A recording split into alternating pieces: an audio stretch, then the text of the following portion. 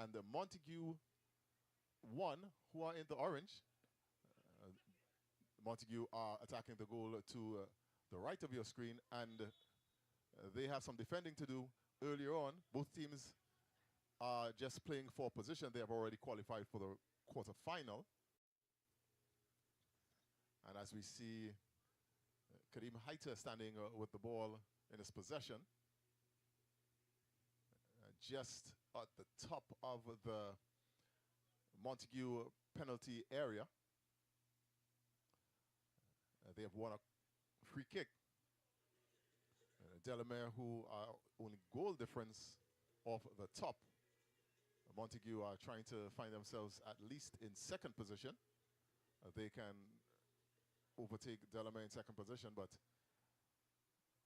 at the moment, it looks like Delamere taking a shot, and that ball just ricocheting off a Montague player and almost spilling into the goal, but it was cleared, and Delamere retrieving the ball on their end of the field and winning a goal kick. Kick is played short and then played forward. Montague has possession right now, but they want it back, trying to take that ball forward. Devines with a shot coming in from a tight angle, but it was stopped and now controlled by the Delamere players. And the ball rose away. That almost a costly mistake there. That ball rolling under the foot of the last defender and coming off the upright. And the Delamere team has been having the Montague goal under siege in these early minutes of this first game, match day 7. Montague are looking to keep themselves composed as they have Francois Bastien just losing out. And Haiter takes a shot. Haiter only getting to the defender. As we see Delamere win it again. That ball is played into the middle and won by Haiter. He's trying to get that ball to Mario Springer, but unsuccessfully so. The ball goes into touch on the far side for a Montague throw. So some action at the Montague goal mouth earlier on. But will we have something at the Delamere goal mouth? This one is played away. And some indecisive defending so far, as that ball was slammed away over everything. And a goal kick won by Delamere as they continue to press on the Montague goal.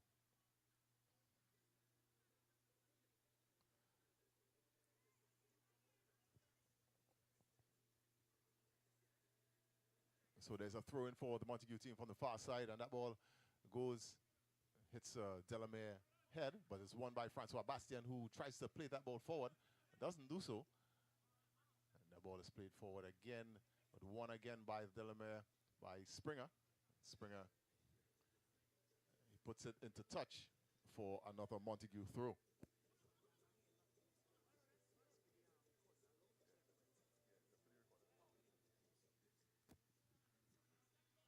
So that ball is played forward by Haiter, and Haiter trying to play it into the path of, and that ball is struck but charged down. Again, Haiter getting involved in that play. And cleared away by the Montague defense. And it's actually a goal kick for the Delamere team. As they played short to Mario Springer. Springer tried to beat his man, and when he does so successfully, that ball is played forward and then rolled into the path of Haiter, but a very good piece of defending there that takes it off the foot of Karim Haiter. And the Montague, again, winning a goal kick that they played long, and there I see very useless because that ball went over everything, including the top of the enclosure, and goes for a goal kick. No benefit to either team. The ball is played into the middle. Delamere, the ball is lost by the Montague players. see Tevin Mongrel today weighing the number 2. He himself has been a factor of the Delamere success so far in this tournament, the 3 games that they were played. This is their 4th game. You see Issa Devines not getting on to the end of that ball, and that ball was well played. And here comes Mongrel. Mongrel tried to lay it on there for Heiter, but a quick piece of defending from the Montague team gives Delamere a corner. Clearly, Delamere is having the better of the exchanges. That corner was ill-directed, went into the side netting of the Montague goal, and here comes Kellamore. Kellamore trying to play that ball to the middle, but it was cut off. Heiter gets it. Shot coming in there from Mongrel, but Mongrel looking as though he picked up a knock with a follow-through of a shot. Comes off a Montague body for a corner. The ball is played to Montague at the half line, trying to beat his man, but can't do so. Ball is still in the possession of the Delamere players, and a shot comes in from the left. Apparently that leg not giving him as much trouble as we first suspected, and Mongrel fires one. Should have kept it low for it to have made any sort of impact, but here comes Mario Springer trying to flick that ball back. Montague trying to get one against the run of play, but Issa Devines not getting it to get past the defender. To Mario Springer. Heiter gets it, plays it to Mongrel. That's the trio. Heiter, Mongrel, and Springer. Mongrel gets it back, plays it to Springer. Springer plays it back to Mongrel, but Mongrel is under some pressure there, and that ball was taken off his feet by Issa Devines. Here comes Marcus Bastien. Francois Bastien, rather. And plays it to Devines, but Devines couldn't control that ball. The ball is played into the defense of the Delamere team and calmly played out. The ball is played into the path of Mario Springer, but he had no space to play that ball into Mongrel. The ball is cleared away by the Montague defense. Score is still goalless. The ball is thrown in, won by Francois Bastien. Plays it forward for Kellamore, but was just seen to be bouncing harmlessly out of play. As you see, Delamere trying to play that one out and to Nickel Collymore, who has had a quiet tournament so far. But he can control the ball to the point where he could have kept it in. It's a throw again to the Montague squad. Montague won. The ball to Kellamore. Kellamore just not reaching with, just might have been able to leap a bit higher, but didn't time it properly.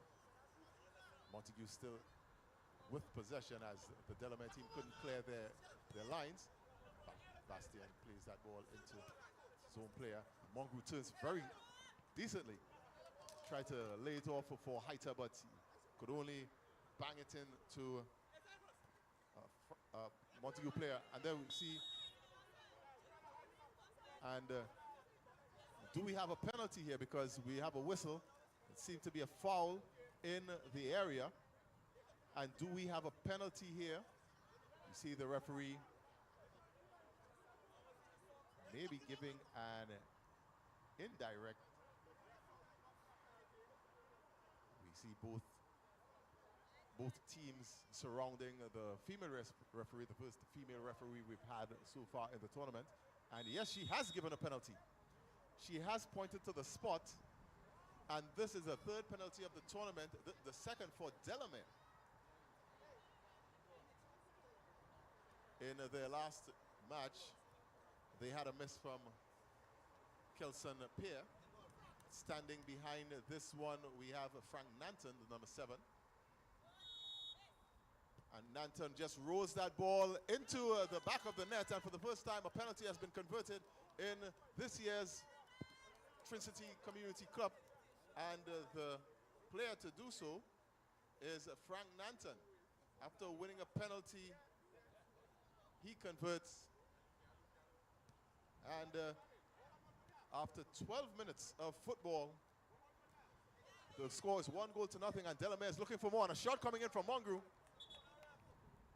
A corner that the content from M&ETV, not just the Trincity Community Football Cup, but many others. But right now, our concentration is here at the Montague Recreation Ground, where we see a shot coming in from the big number 18, Jameel Lewis, way over yonder, over the enclosure, over everything. And the ensuing goal kick from the Montague team. Another wasteful ball, but this time it goes over for a goal kick for Delamere. Delamere has had quite a few goal kicks, courtesy of those longer goal kicks from the Montague team. Bastien loses out. Heiter just plays it up to Mongrel. Mongrel loses. He wins a corner for Delamere. Plays it in and almost guided in by Nanton. Nanton almost finding the smallest of spaces, squeezing it in for a second goal. He has already have 2 goals in the tournament. He's the first player to score 2 goals. He's now joined by Kishon Sicharan and Andron Warwick. Both have 2.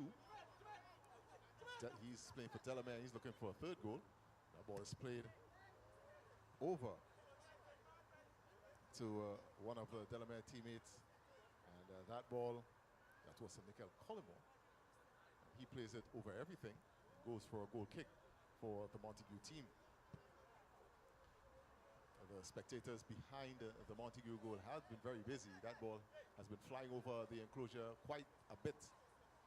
Montague does have a goal kick. It's played. Trying to get that ball forward. Nanton trying to play that ball forward again, and to no avail. Gets the throw in. Mongrel flicks it back. Shot comes in from just about the half line. But up to the park, here comes Mongrel. Mongrel has it. Plays it to Heiter, just a little too wide for Heiter, and Heiter just has to go and retrieve it, trying to play it back inside. But that ball is cleared away by the Montague goal. Cleared away from the goal. And Heiter trying to latch onto this one. Plays it back. Plays it forward. Nowhere near the goal there from the Delamere players. But Delamere still pressing to see if they could get that second goal to kill this game off. Montague, if the score stays like this, Montague is going to be finishing 4th. And here comes Heiter again, trying to squeeze a ball, another ball in, and shot comes in. Shot again from Lewis, coming off a Montague player. If the score remains as is, Delamere is going to win the group with 10 points. They will have a favorable matchup against whoever is the 4th place team in the other group, who we definitely are going to be seeing tonight, because all 6 teams in Group B are going to be in action tonight. We have 3 more games remaining in match day number 7. You see Jameel Lewis spotting the corner. Big figure, rolls it along the ground. The ball is played off a Montague player for a throw-in for the Delamere team. So we have 2 balls on the field. The referee hasn't asked for one of them to come off, but one of them does come off. And Lewis trying to play that ball to Collymore. Collymore plays it back to Lewis. But Lewis, while should have been moving his feet, just stretching for that one, but couldn't get it. But Lewis gets it back from the ensuing throw-in. Gets that ball under him too much for a shot. Yeah, This ball played across from Simeon Morris. And Morris gives it away, and Issa Devines very unpleased. Has been unpleased for most of the game, thinking that his teammates are supposed to be doing a little more with that ball. That ball is played to the Delamere player, Keslan Pierre. He's on the field. He's most noted for missing that first penalty of the tournament. Here comes Morris, but here comes Delamere again. You see the Devines trying to get that one, but a challenge. He's second best in that challenge. Ball played across the field, and Montague loses out. Delamere wins the throw-in. We have the big figure of Jamil Lewis, throwing it forward, and here comes Heiter. Heiter hoping to get onto the end of Mongrou pass, but Mongrou just allows it to go to the back for a corner for Delamere, which they take very quickly. Here comes Kilmore trying to hold on to one from a teammate, but unsuccessfully so. Jamil Lewis and Collymore. Here comes Pierre, plays it across the field to Heiter. Heiter has it, just trying to make some space for himself, but runs into two players. And no whistle. Thought he was looking for a whistle, but Mongrou picks it up in the attacking half, plays it off to Kelson. A little lack of control. Keslan Pierre. You see that ball being played to Collymore, almost losing out. Plays that ball forward. And another, actually that was Marvin Springer playing that ball forward. Here comes Kellamore losing out to Mongrou. Mongrou is knocking it into touch. The near side. And the referee saying that ball is a Montague throw-in. Kellamore takes the throw quickly. Still there, available for a return pass. Kellamore does get it from the ensuing throw-in. So you see that trying to get that ball into the path of Pierre. Pierre doesn't get it. Kellamore trying to go forward with some quick feet. And that ball comes off of Issa Devines, going for a Delamere goal kick. 23 minutes gone in this game. And Delamere leading 1-0 courtesy of a penalty in the first half from Frank Nanton. Ball played well wide, kept in by Mongrou. Challenge coming from Bastien. Delamere wins another throw-in from the far side. Actually came off of Mongrou. It does now come off the foot of Bastien, Francois Bastien. It's a Delamere throw which they have already taken. Ball is played forward up into the Montague half and picked up by Pierre. Pierre plays it across the field for Mongrou. Mongrou trying to square it up for Pierre, who is waiting for the return pass and shows his gratitude. The ball goes out for a corner, which Delamere already took. Montague trying to get that ball back, but a counter-attack coming from Delamere. Shot coming in from Mongrou. Frenetic pace here coming down into the final quarter of this match. The referee allowing the game to play. Clearly there was a hold there. And it's a throw-in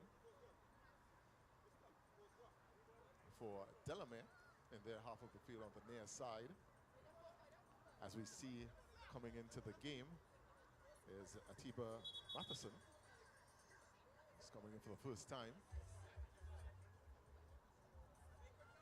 The whistle we heard, it was for an actual free kick. It was actually before the ball was played into touch.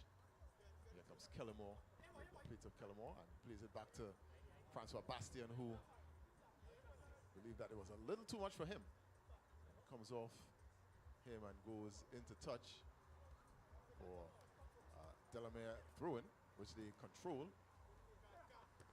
That ball is played aimlessly away from. We see the introduction of Harmony Monroe for the Montague team, and he is on the field right now, hopefully to effect some sort of difference in the Montague attack. He has been very effective thus far. Hasn't scored, but he has pulled the strings for his team. He is tossing that ball for Killamore to take the throw, and throw came in to Monroe. Monroe plays that ball forward and he retrieves it for another throw on the far side. Gets the return pass, but very dangerously so. Plays it forward to Francois Bastien, who gets it forward and trying to get that ball played into touch for Delamere. Throw on the near side and a flick on, and that ball, and maybe the quality of shot didn't reflect the opportunity, because that ball could have been very well a quick play and couldn't be converted by the Montague team, and it's end-to-end action. Harmony Monroe picks it up at his, just in front of his goal, but that ball was not convincingly cleared. Has been now. The Delamere through Nickel Collymore wins a throw-in on the far side. Collymore plays that ball long, plays it to the number 2 of Mackinson. Mackinson loses out to Harmony Monroe, and Harmony Monroe plays it forward.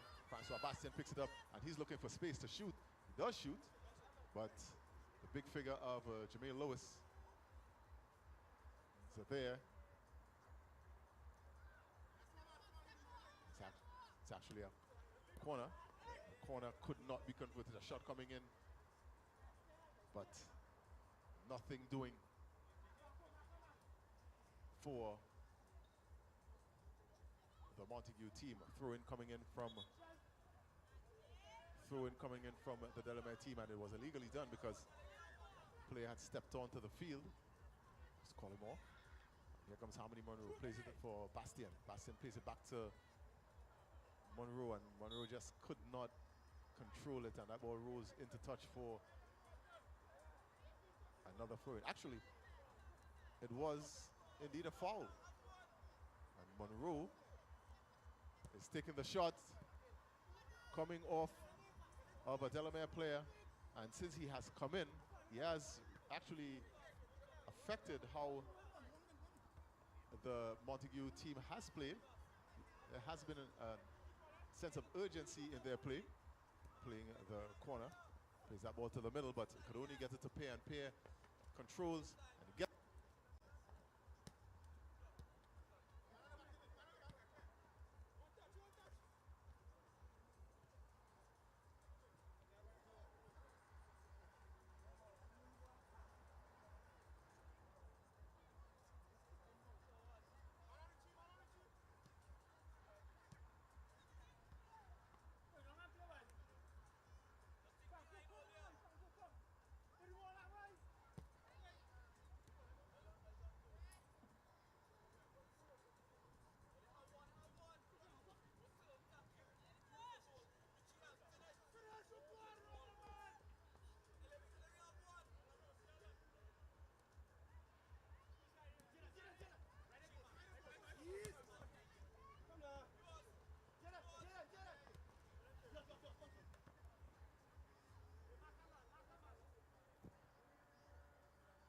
So we do apologize for some technical difficulties that we just experienced. So we see Delamere still in possession, and shot coming in from Lewis, who wins a corner for Delamere. And he takes it, slams it off Killamore. Again, he slams it off of Killamore for another corner on this near side. Plays it forward and gets through everything. There was no Delamere player to tap it in. And it rolls away for a Delamere throw-in, because it came off of a Montague player, but that's it. The final whistle has come. Delamere wins this game 1-0, courtesy of a 12-minute penalty from Frank Nanton. And they will top Group A with a 1-0 win over Montague 1. The final game of Group A in the Trincity Community Football Cup 2025. We are in match day number 7, and we do have match highlights coming up.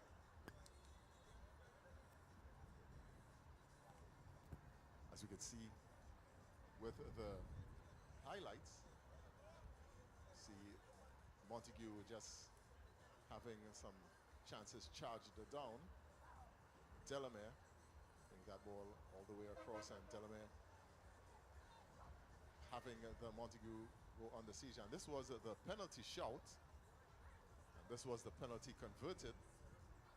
That was the difference in the game. That was first half action. Some more first half action.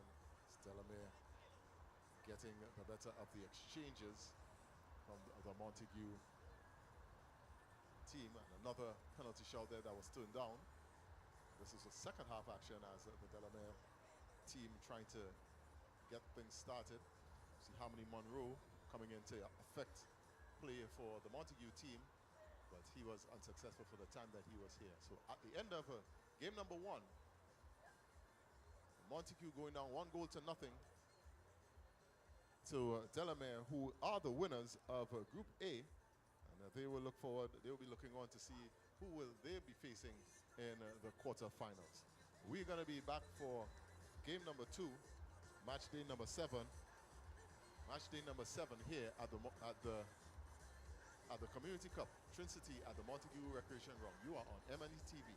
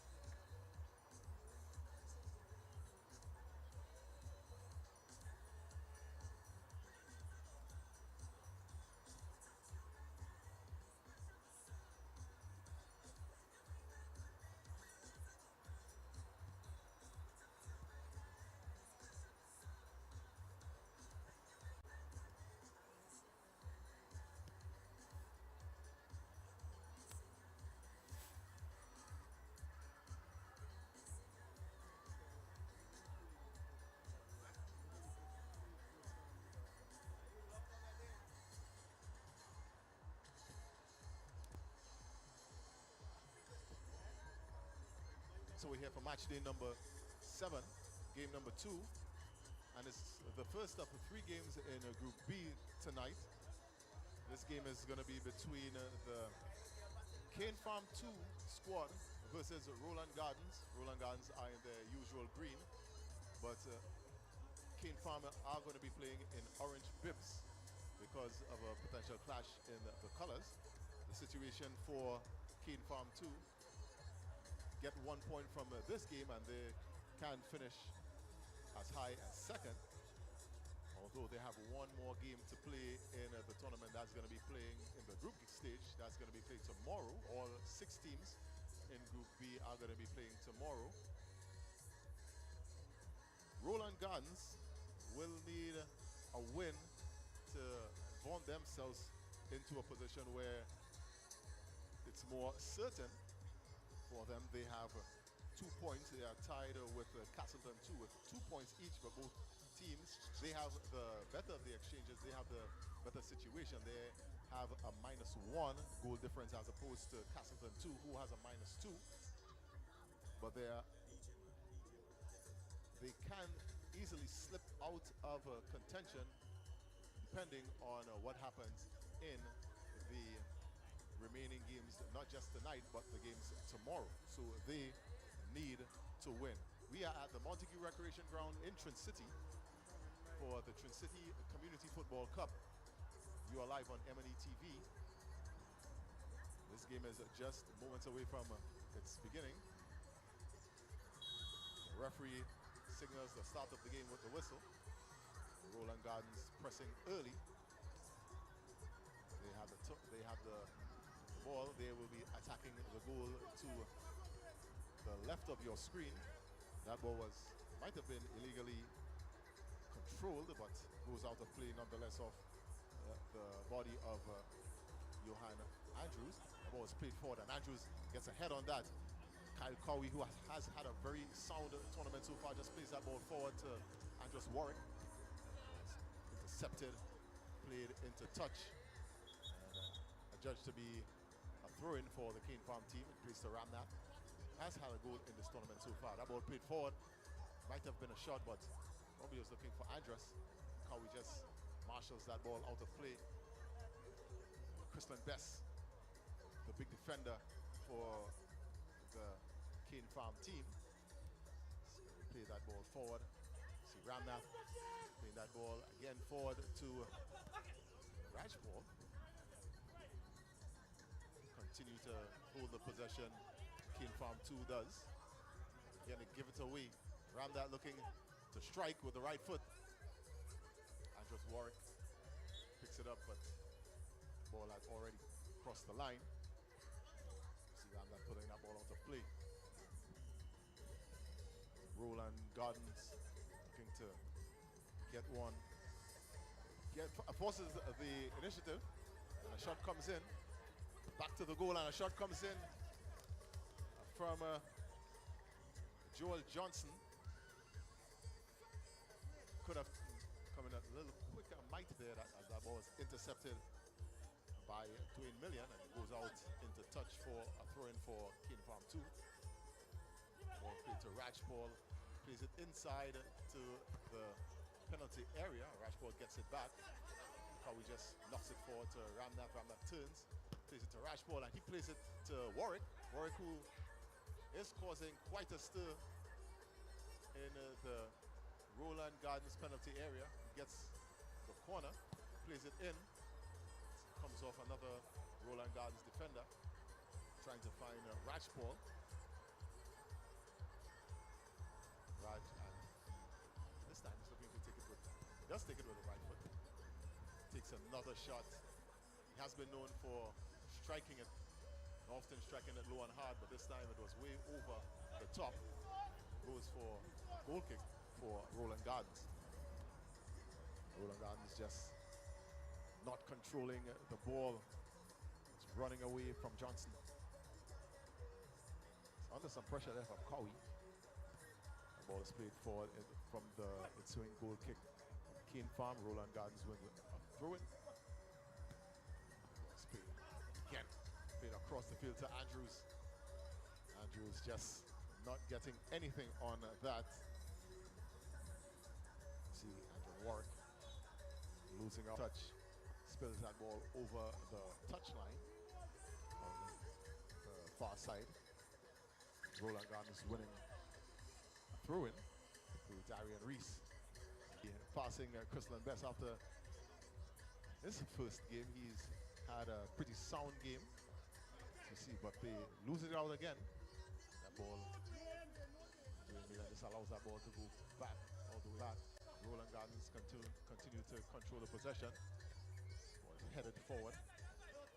Couldn't get all the way across. Played into touch by Roland. Plays that ball into the path of Ramnath, and he was impeded. Free kick to Kane Farm 2 squad, as you see Kawi trying to spot that ball in the exact blade of grass, an area of the pitch where there's no grass. Kawi behind it. Raj Paul is also behind it, as well as their leading scorer, Andrew Warwick, who is sort of directing traffic. Ball's going to be struck by Raj Paul. Raj Paul wins it back. It's eventually cleared by Million. Goes for a goal kick for Kane Farm 2. She's played quickly. Ball is played all the way to Andrew Warwick, and Warwick struggled to keep that ball in. Goes for Roland Gardens throw-in, which is taken quickly, but apparently illegally because he stepped on the field. Darian Reese. We see Warwick across on the far side, just waiting for that ball. Hands akimbo. Can't imagine that it's easy for him. He has played a lot of football in the tournament so far, and they have 3 games in a row, 3 nights in a row. They played last night, scored last night. He takes a shot. He's going through not just the motion, but playing high standard here in this second game of 3 nights, and he tries to play that ball across the field, but lost to the Roland Gardens team. Cowie wins it back and takes a shot, and that was very well struck. Struck wide of the Roland Gardens goal. But here comes Andrews. He picks it up and he tries to play that ball wide. Kane Farm does win it back. Plays it into the middle for Ramnath, and Ramnath looking for space to shoot, but couldn't get it off. So you see Andrews just playing that ball forward. Johan Andrews. Joel Johnson trying to cross that ball into Andrews. This ball's played behind for a Roland Gardens corner. It was played all the way across the field, coming off the boot of Cowie. Roland Gardens win a throw-in on this near side. Played to Million. Million knocks it back to Dwayne Andrews. He loses out, trying to get that ball to Warwick. Warwick doesn't get it, but it was judged to be an illegal tackle from Million. And Andrew and Warwick might not be playing at 100%. Doesn't seem to be his energetic self so far. Probably conserving his energy for big sprint on Sunday, as they also be in action on Sunday in their final group stage game. Andrew and Warwick is over this ball. Has Raj ball in the wall. Cowie just to the left. Ramnath behind them. See Raj ball coming out of the wall. He's actually going to be taking the free kick. And it just fizzles out. Again, Kane Farm not allowing Roland Gardens to flex their muscles. The ball goes all the way back to Dwayne Million. Million there, and that ball is played over to Cowie. Plays it over to Warwick. Warwick looking for space to shoot, but that space was closed down pretty quickly. Goal kick to Roland Gardens, which was not controlled by Million. The bespectacled Million. Million not paying much attention to what's happening behind him. See Rajpal picking that ball up, trying to get that ball forward, but having none of it. Throwing it to Kane Farm. Kane Farm 2 playing that ball along the line and also playing it off of Roland Gardens again to win another throw-in. That ball coming into Warwick. Warwick plays it back to Rajpal. Rajpal trying to get that ball across. Not stretching Cowie, but Cowie does keep it in. Ball being played to Warwick. Warwick loses out. Shot coming very high, very wide. Johnson. Ranat gets that ball from the ensuing goal kick. Was played out of play by a Roland Gardens player, Dwayne Million. See Cowie try to play that ball forward to Warwick, and he gets it to Warwick and gets to Ramnath, and Ramnath gets it to Rajpal, and a network of passes having the Roland Gardens team in disarray. And in the end, it comes off of a Kane Farm player for a Roland Garden to throw, which they have taken. Ramnath trying to scrap his way to winning that ball, and the ball comes all the way across to Dwayne Andrews, but Andrews can't get the shot in. Ball goes across the field behind Andrews. The Kane Farm wins throw-in. Goes to Warwick. Warwick turns. Tried to play it to Rajpal, but it was cut out by Kyle Andrews, and Andrews looking to shoot. The ball comes off of a defender in an orange bib for a corner. Dwayne Andrews looking to take this free kick quickly, trying to be turned into the goal by Darian Reese, but the ball just goes harmlessly behind airborne as well for a goal kick for Kane Farm 2, and Kane Farm 2 just giving it away. Shot coming in there from Reese. Reese himself, who gave away a penalty on Friday night. As we see Crystal Best taking the goal kick. It's played to Rajpal, then to Cowie, but Cowie with an ill-directed pass. See Kyle Andrews looking to pick that ball up for Roland Gardens, trying to beat his man. He does beat his man, tries a shot, gets the shot, and a handball. Ball coming off the hand of Cowie, who tried to clear that ball, but it's spooned up on his hand.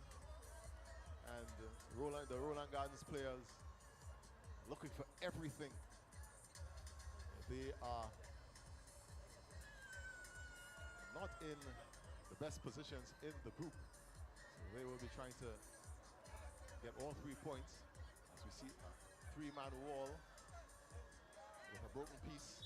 It's waiting for something to spill out, and a shot coming in from Andrews. Plays that ball just caroms off the wall and goes all the way back. Now comes to Kyle Andrews, looking for a left-footed shot, but it was a little too much under it. It's going up in the air, coming off the structure of the enclosure here, and goes for a goal kick for Kane Farm 2, which is played short to Cowie. Ball just coming off of a Kane Farm player. That ball just been pinging around.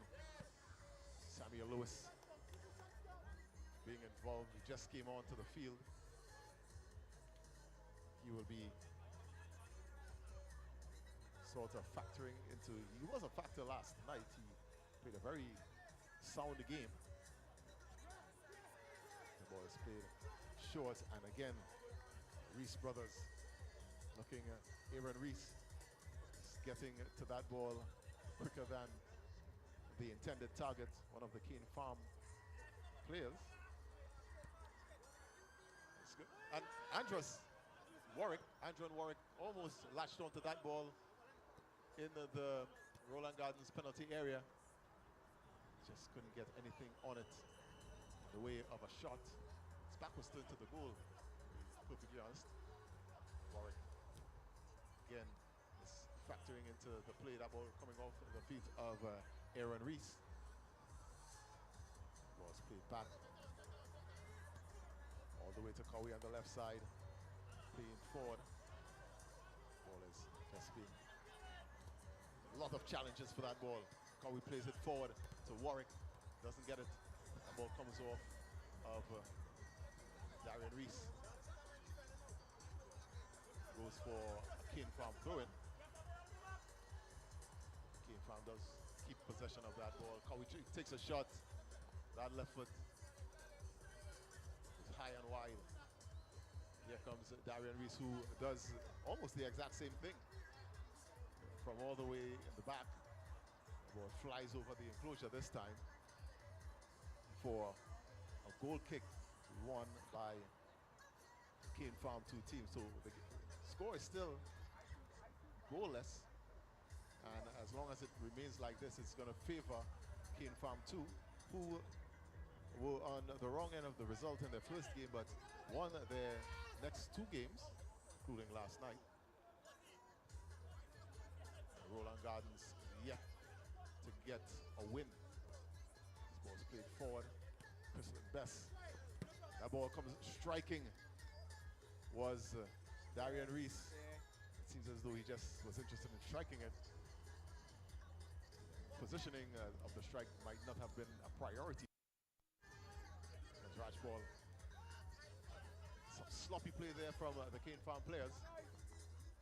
It's cleaned up right now. Playing forward. It's Andy Charles trying to clean things up. He has recently been introduced to the game. That's Roland Gardens win corner. Corner comes in from the far side. That ball is going to be going the way over, but doesn't actually make it. Dwayne Andrews trying to get that ball, but the halftime whistle has come, and it's still goalless, just the way it started between Roland Gardens in the green and playing in the orange bibs. Cane Farm 2 will be back for the second half of this game number 2 on match day number 7 here at the Trincity Community Football Cup 2025. You are on M&ETV.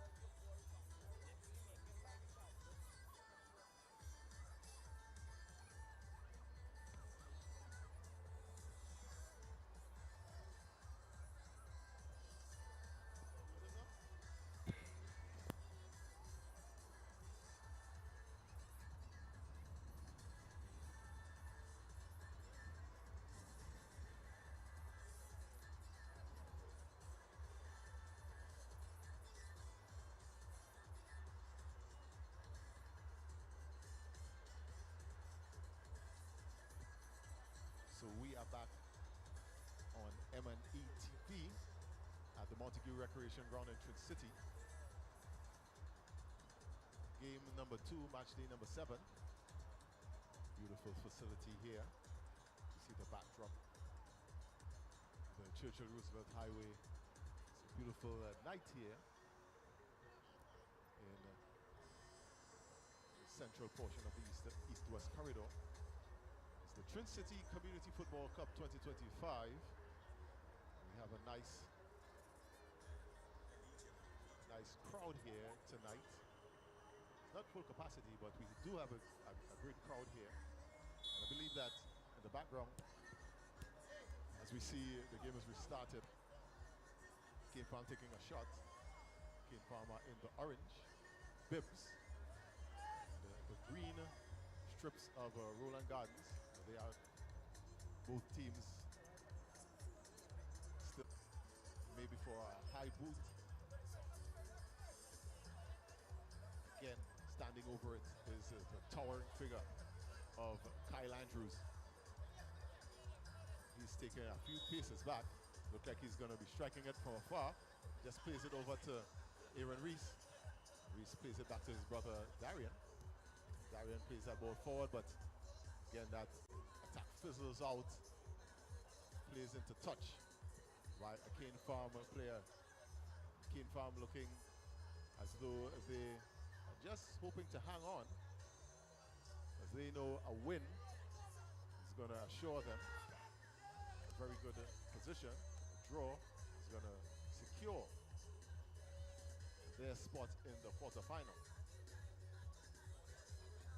Roland Gardens taking the throw-in, and ball again coming off a Roland Gardens player. This time it's a throw-in for the Cane Farm 2 squad, taken by Cowie to Warwick. Back to Cowie. Gives it back to Warwick. Gets that ball inside. Ball being played inside by Lewis, but comes off a green shirt. Warwick taking the throw to Cowie. Cowie looking for one of his teammates. Ball again comes off of Aaron Reese's brother. All three of them are around the ball. Warwick trying to see if he could maneuver his way through, but again plays it off of this time Simeon Reese. This ball played to Warwick, and ball comes off Aaron Reese on this occasion. Cane Farm seem to be content with how the last couple of minutes have been played. Rajpaul plays that ball forward to Lewis. And that's the end. That's the final whistle. And it's a goalless draw between Roland Gardens and Cane Farm 2. Cane Farm 2 getting the better of the exchanges, because at this point that they have won has given them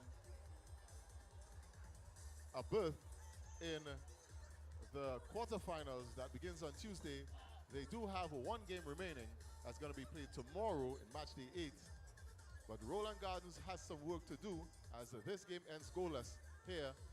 Game number 2 between Roland Gardens and Cane Farm 2 here on match day 7. We have some replays. See the replays.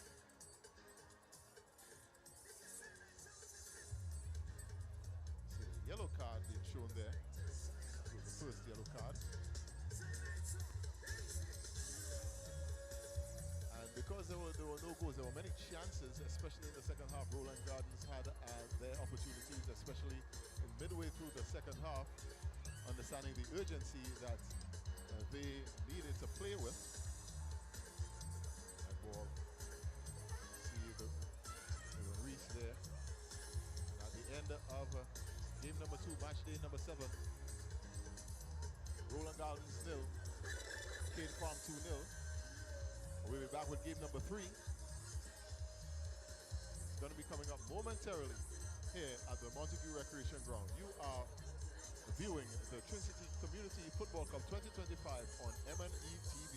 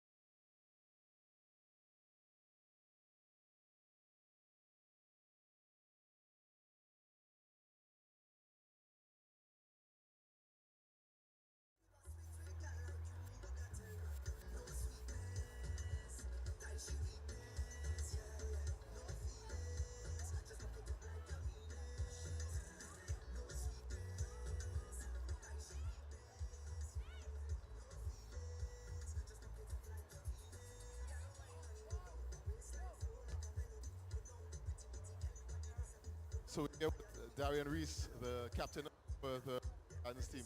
This was a game that you all needed to win because you guys would have to go into the final game needing to win a game. So what is going to be the mindset going into tomorrow's game? They are to the top half of the table, so we know where we had. We know we wanted to win, but to me the team performance was way better than before in the past. And we're going to the village, which is the top team, the favourites, top the group and probably win the tournament. So we go with the same mindset, the same fighting mentality. Trying to go for all 3 points. We're confident we do it. We defend hard, attack hard. I have a better question. You have 2 other brothers on this team. When you go back to the Reese household, do you guys talk about what you're supposed to be doing for the team when you have to come out here?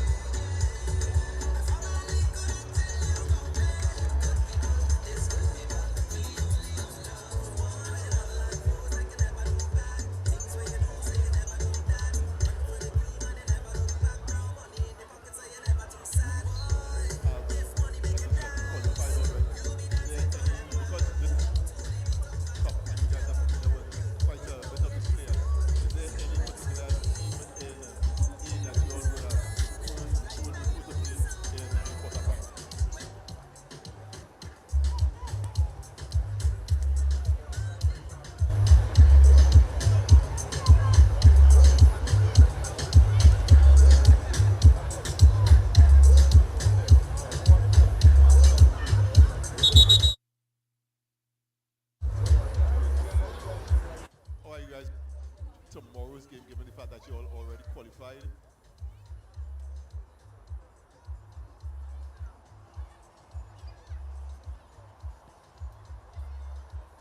We're going to see them play in a little bit, so are you guys going to stick around to see if there's anything you don't know about the team?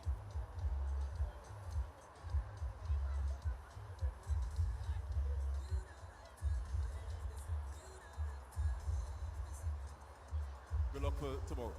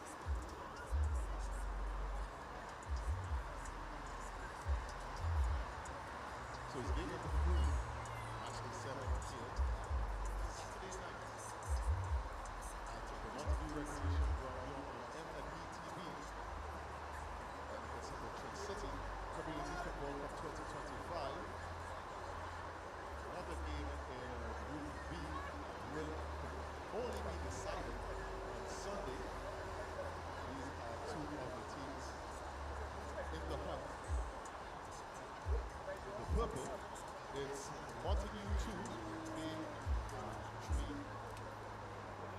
bottom of the table. With 1 point, they will be looking for a win against Bolio Avenue, who are in the orange strips, their usual orange strips. They will be attacking the goal to the left, they will be defending the goal to the right. This game is just about ready to go, and it's actually ready to go. Cohen Ramkisoon are playing the first ball to Zaya Ramkisoon. They will be hungry to get at the Bolio team, who's a much physical team and went down 1-0 last night in another physical encounter. They will be looking to bounce back.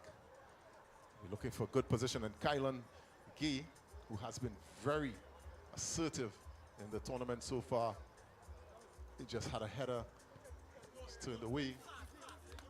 But here comes Bolio winning a throw-in. This ball is played forward. The number 7, the new number 7, Donald Hibbert, played to Gay, and Gay strikes.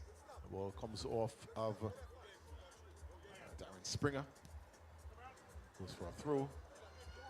Here comes Kyan Gay, there in the back, playing that ball over to their number 4, Shondell Villafana, who allows that ball to go over for a throw-in for the Montague squad, Montague 2. Cohen Ramkisoon, who has been the man for them, Montague. As you see, feel rather dusty because as opposed to the first few days of this tournament where we had some sprinkling of rain, hasn't been any sight of rain over the last 3 or 4 days. And here comes Kylan Gay looking to shoot, and Kylan Gay gets that ball in. And is it going to be an infraction? Here, the referee pointing to the spot. It's he has said it's a handball. That ball spilling up on the hand, and the defender pointing to his shoulder, saying that that ball came off his shoulder. But the referee not interested in any protest, as Bolio has won themselves a penalty very early in this contest. Standing over that ball for the penalty at the half line, all penalties taken at the half line, is Shondell Villafana, which he converts. Shondell Villafana puts Bolio Avenue into the lead with a penalty won here in the early goings, actually the 3rd minute of the match. And Montague 2 finds themselves behind 1-0 very early in a critical game that they need to win. That ball is played forward, and Bolio again. Bolio looking to come forward, and he's still coming forward. Dial playing that ball back. Plays it across to Kyan Gay. Gay plays it across to his brother Kylan. Kylan looking to put that ball in the middle, and a shot coming in, not the most convincing of shots from Donald Hibbert, who has joined the team for the first time. It's here. And here comes Ramkisoon, looking to go forward, and a shot coming in from Zahir Ramkisoon. Zahir Ramkisoon looking to put Montague, and he tries a shot from just beyond the half line, which was fairly accurate.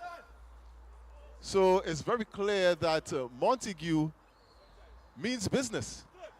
Even going behind probably had made them a little more assertive in their efforts to try to win this game. But the ball does go out for a throw-in. The ball plays forward, played for a goal kick for Montague. The penalty was a shout against Jonathan Purcell, who disagreed vehemently with the referee. But here comes Hibbert. Hibbert tries to play that one to Gay, and Gay puts that ball onto the goal with some accuracy, close range, point blank, and up to the challenge was Purcell. They come again. The Gay brothers looking to hook up. See this ball against a dusty midfield of this Montague Recreation Ground enclosure where this game is being played.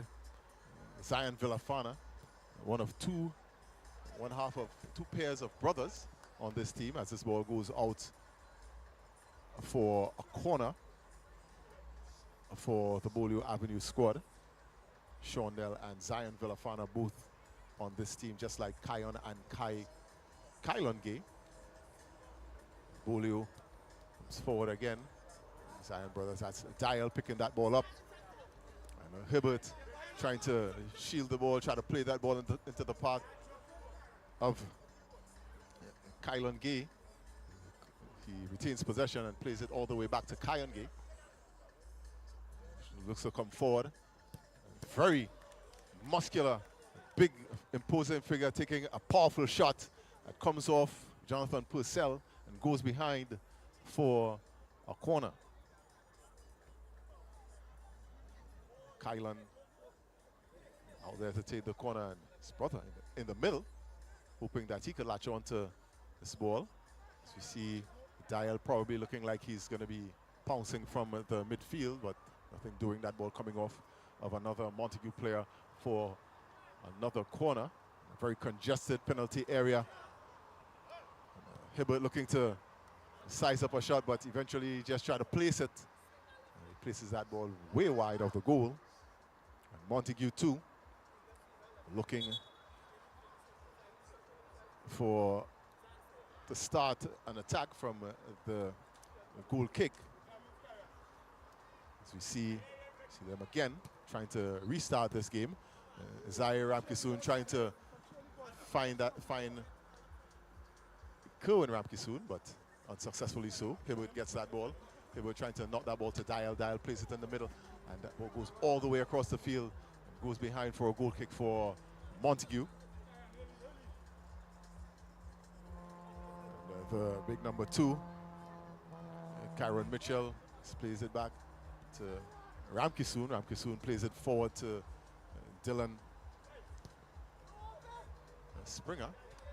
The ball is cleared away, skied away. It's another goal kick. And this game, just typical of most of the games in the tournament, the ebbs and flows. And when there's attacks, it comes in spurts. In this case, Montague looking for the next spurt and hoping that there's a success in the end. See Mitchell heading that ball forward as Montague try to get the control. Missing from the field, noticeably absent from the Bolio team is Richard Innes, a very powerful Richard Innes. But so far, his absence has not been missed because the Bolio team is up 1-0. Very early in the game, the corner coming in from the Montague team. That ball was played wastefully across the field for a throwing for the Bolio team, won by Kylan Gay. Kylan Gay, who was taking the throw. It's Hibbert controlling that ball on the other side of the field, the near side for us. Plays that ball across, and it comes off of Aaron Thomas. Goes for a corner for Bolio Avenue. This ball is played inside and almost guided in by Zion Villafana. And it's throw-in for the Montague 2 squad, which played in. Shot comes in. Shot comes in from Kevin Joseph, but it's too high to be of any danger to any of the Bolio players or even the goal. Hibbert plays it back to Kion Gay. Kion Gay tries to knock it over to Dial, but Kareem Dial couldn't get that ball and throw in to the Bolio squad. And Zaire Ramkisoon trying to control that ball, but Kareem Dial picks it up and tries to play it in the middle. Ramkisoon gets it back, comes off of Ramkisoon, the ricochet, goes behind for a goal kick for Bolio. play it to Kareem Dial, plays it to Kylan Gay, who turns very quickly. But Mitchell plays that ball to, here comes Kareem Dial with the throw-in. Try to get it to Hibbert. Hibbert tried to play that ball forward to Kylan Gay. It's played all the way back, but comes off. Montague player. It's another Bolio goal kick, which was stopped by a Montague player. Here comes Mitchell one more time, trying to play that ball forward. The ball comes off a hand. The whistle goes for a handball in the Bolio half. And the referee is calling it back. And we've seen Bolio in the past being very animated. They're a very physical team. And we heard in an interview a little earlier on from Andrew Warwick describing them as wild. Andrew Warwick of the Cane Farm team, who secured their place in the quarterfinals with a goalless draw in the game earlier, match day 7, game 2. So we see Montague through Joseph. Let's play that ball back. Zaire Ramkisoon gets it, plays it to Mitchell. Mitchell plays it over to Ramkisoon. Ramkisoon tried to scoop that ball forward, but picked up by a Bolio player, but won back by the Montague team. We see Mitchell here on the near side, trying to restart the attack, and a shot comes in. And the ball coming off a Bolio player, and a corner given by the referee. Here on this near side for the Montague squad. Montague trying to pull that goal that they lost back, but that ball comes off another Bolio player, Kyong Gay to be exact. And goes behind for another Montague corner. This game has been just a tad beyond frantic pace, being what at stake and how quickly that goal would have been achieved. So we see Bolio winning throw-in, try to get it to Hibbert. The ball comes off Thomas. Hibbert tried to receive that ball, but again, Villafana to win it back for Bolio. Bolio puts it into touch via Kayonge. Montague trying to get that ball forward and trying to put some pressure on that Bolio Avenue penalty area. Dylan Springer trying to get that ball forward, but he couldn't get it forward. And a shot coming in from Hibbert, and he was always leaning back. So mechanically, it always seemed as though it was always going to be rising. But he did get the opportunity. As we see a substitution for the Bolio squad. Kareem Dial playing that ball forward to Hibbert. Hibbert getting that ball forward, and Hibbert, big challenge from Kyron Mitchell. Both players appreciating each other's effort. That does go behind for a throw-in for the Bolio squad. Bolio playing that ball back. Ball played forward to Villafana. Shondell Villafana, who just came in. Villafana playing that ball back to Dial, who retrieves it. Ball goes over the line for a throw. Kyron Mitchell taking the throw in. Thomas plays it across to Joseph, but it's won by Hibbert.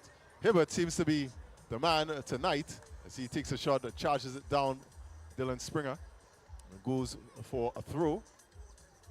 Normally, we would see the effort. Here comes Kyan Gay. Playing it to Gay, doesn't get the return pass.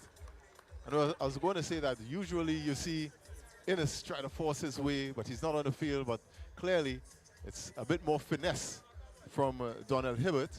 He has been very much all over this contest in the absence of Richard Innes. But the corner, another corner is going to be taken from Zion Kion, rather. Gay. The ball goes over the end line for a corner for the Montague team. Karen Mitchell seems to be the man who's pulling the strings tonight for the Montague team. Usually it's Cohen Ramkisoon, who is not on the field at the moment. You see Joseph not getting anything on that. But here comes Bolio, and this ball is played into the path of Shondell Villafana. And that was the final kick of the half. And Shondell Villafana could have given Bolio a 2-0 lead, but at the end of the first half, it's 1-0 in favor of his team, Bolio Avenue, who went in front by an early penalty coming in from Shondell Villafana. We do have the highlights. And as we see in the first half, Bolio trying to get the better of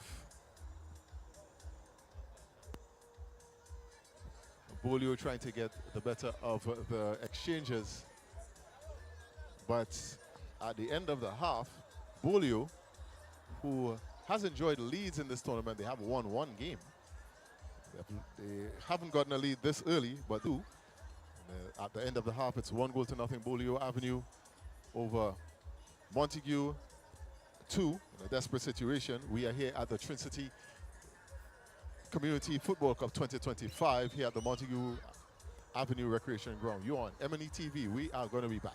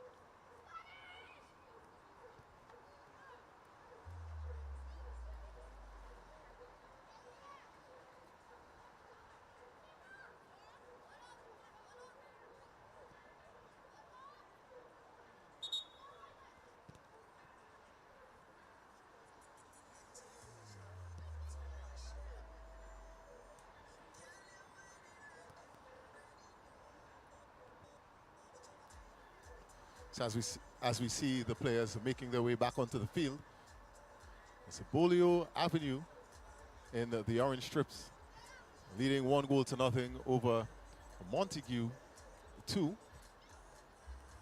Montague at the bottom of Group B. 3 points from this game will put them back into the mix. With one game to play, that's going to be happening tomorrow. We are the Montague Recreation Ground in the Trincity Community Football Cup 2025. This is match day number 7. So the third game of 4. We have one final game to play this evening. That's going to be coming up after this one between Castleton 2 versus Dinsley Village. Dinsley Village, who are leading the group. We see here the whistle for the start of the second half. Unlike other games recently, it's not a shot, but Montague through Thomas almost got that one to put them back into the game. But here comes Kylan Gay. Kylan Gay shooting. Kylan Gay cracking that one with the left foot, and with a very pleasing smile on his face. Might have thought that he could have done better, but it is a goal kick for Montague squad, Montague 2, in their purple strips. So we see Donald Hibbert, who has been very, very active in this game so far, as is Zaire Ramkisoon, who has the ball right now, and a shot comes in. Accurate shot as well, but it was kept out. Montague losing that one in a very precarious position. And Shondell Villafana not being in the position that he wish he would have been in to double the score. He would have been the first player to score twice in a game if he had done so. But it ends up being a corner for Montague 2, being taken by Kevin Joseph. This ball comes off of Kyon Gay. Ball goes to Thomas. Thomas plays it to Joseph. Joseph tried to play it back in. That ball is still rolling on the line. Hibbert trying to keep it in, trying to hold off Thomas. Thomas having the last up and playing, coming off of Hibbert.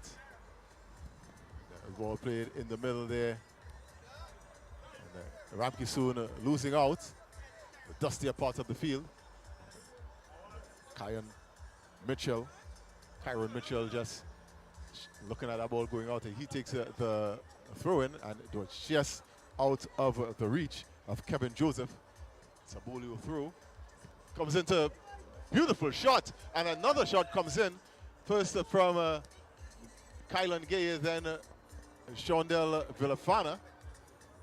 But the Montague team survives it, but here comes Hibbert. Hibbert puts it in the path of Gay, and Gay just gets it wide of the post. And the Montague team living dangerously. They're already 1 goal behind and needs 2 to keep their hopes alive in the group. With Richard Purcell, Jonathan Purcell, keeping the team in orange out of his goal. We see the referee having a word with 3 Montague players. Kylan Gay, yes, listening in to hear what the referee is saying to them. But as the throw comes in, and a corner won there by the Bolio Avenue squad. Played to Hibbert, played back to Gay, and Gay trying to get that ball inside. Plays it inside, and is almost guided in by Shondell Villafana, who is in a position to win it again. And Hibbert wins it. Looking for Kylan Gay, finds Kylan Gay, who makes some room for himself. And a shot almost played there by Dial. Kyron Mitchell gets it, plays it to the middle, loses out. Bolio wins it through Hibbert. Hibbert trying to beat his way forward. And here comes Zaire Ramkisoon, comes in one more time. And that ball kept out by Darren Roberts at the back for the Bolio team. It goes behind for a corner. The ball is played forward. Ramkisoon, that's it. And that ball comes off. And That ball comes off the hands of Roberts. And in a similar situation, there is a penalty signaled by the referee, this time for the Montague squad. And already standing over it is Zaire Ramkisoon, eager to try to pull one back for the Montague squad. And much to the annoyance of the Bolio team, it's going to be taken, and it's taken, and it's converted. 2 penalties in this game, both of them converted. Zaire Ramkisoon puts his team, Montague 2, on the score sheet 20 minutes into this game. So it's well and truly on.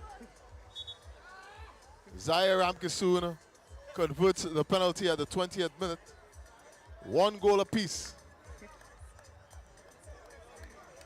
As we see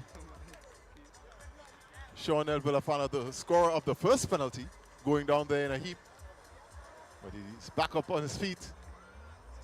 And this game is well and truly on. So Montague in with a chance to still make their way into the quarterfinals, as this score is tied at 1. Ball is played out by Hibbert onto the far side. I must remind you that if this game remains 1 goal apiece, they will have some work to do tomorrow, match day 8. Here comes Kylan Gay, probably been nudged in the back, but he does win it back for Bolio down at the corner flag on the far side. But here comes Zaire Ramkisoon, and that ball is played dangerously across the Montague 2 goal. It's Montague 2, winner of a goal kick taken by Dylan Springer. Gets all the way to Kyron Mitchell, but Bolio wins it back, and they go forward.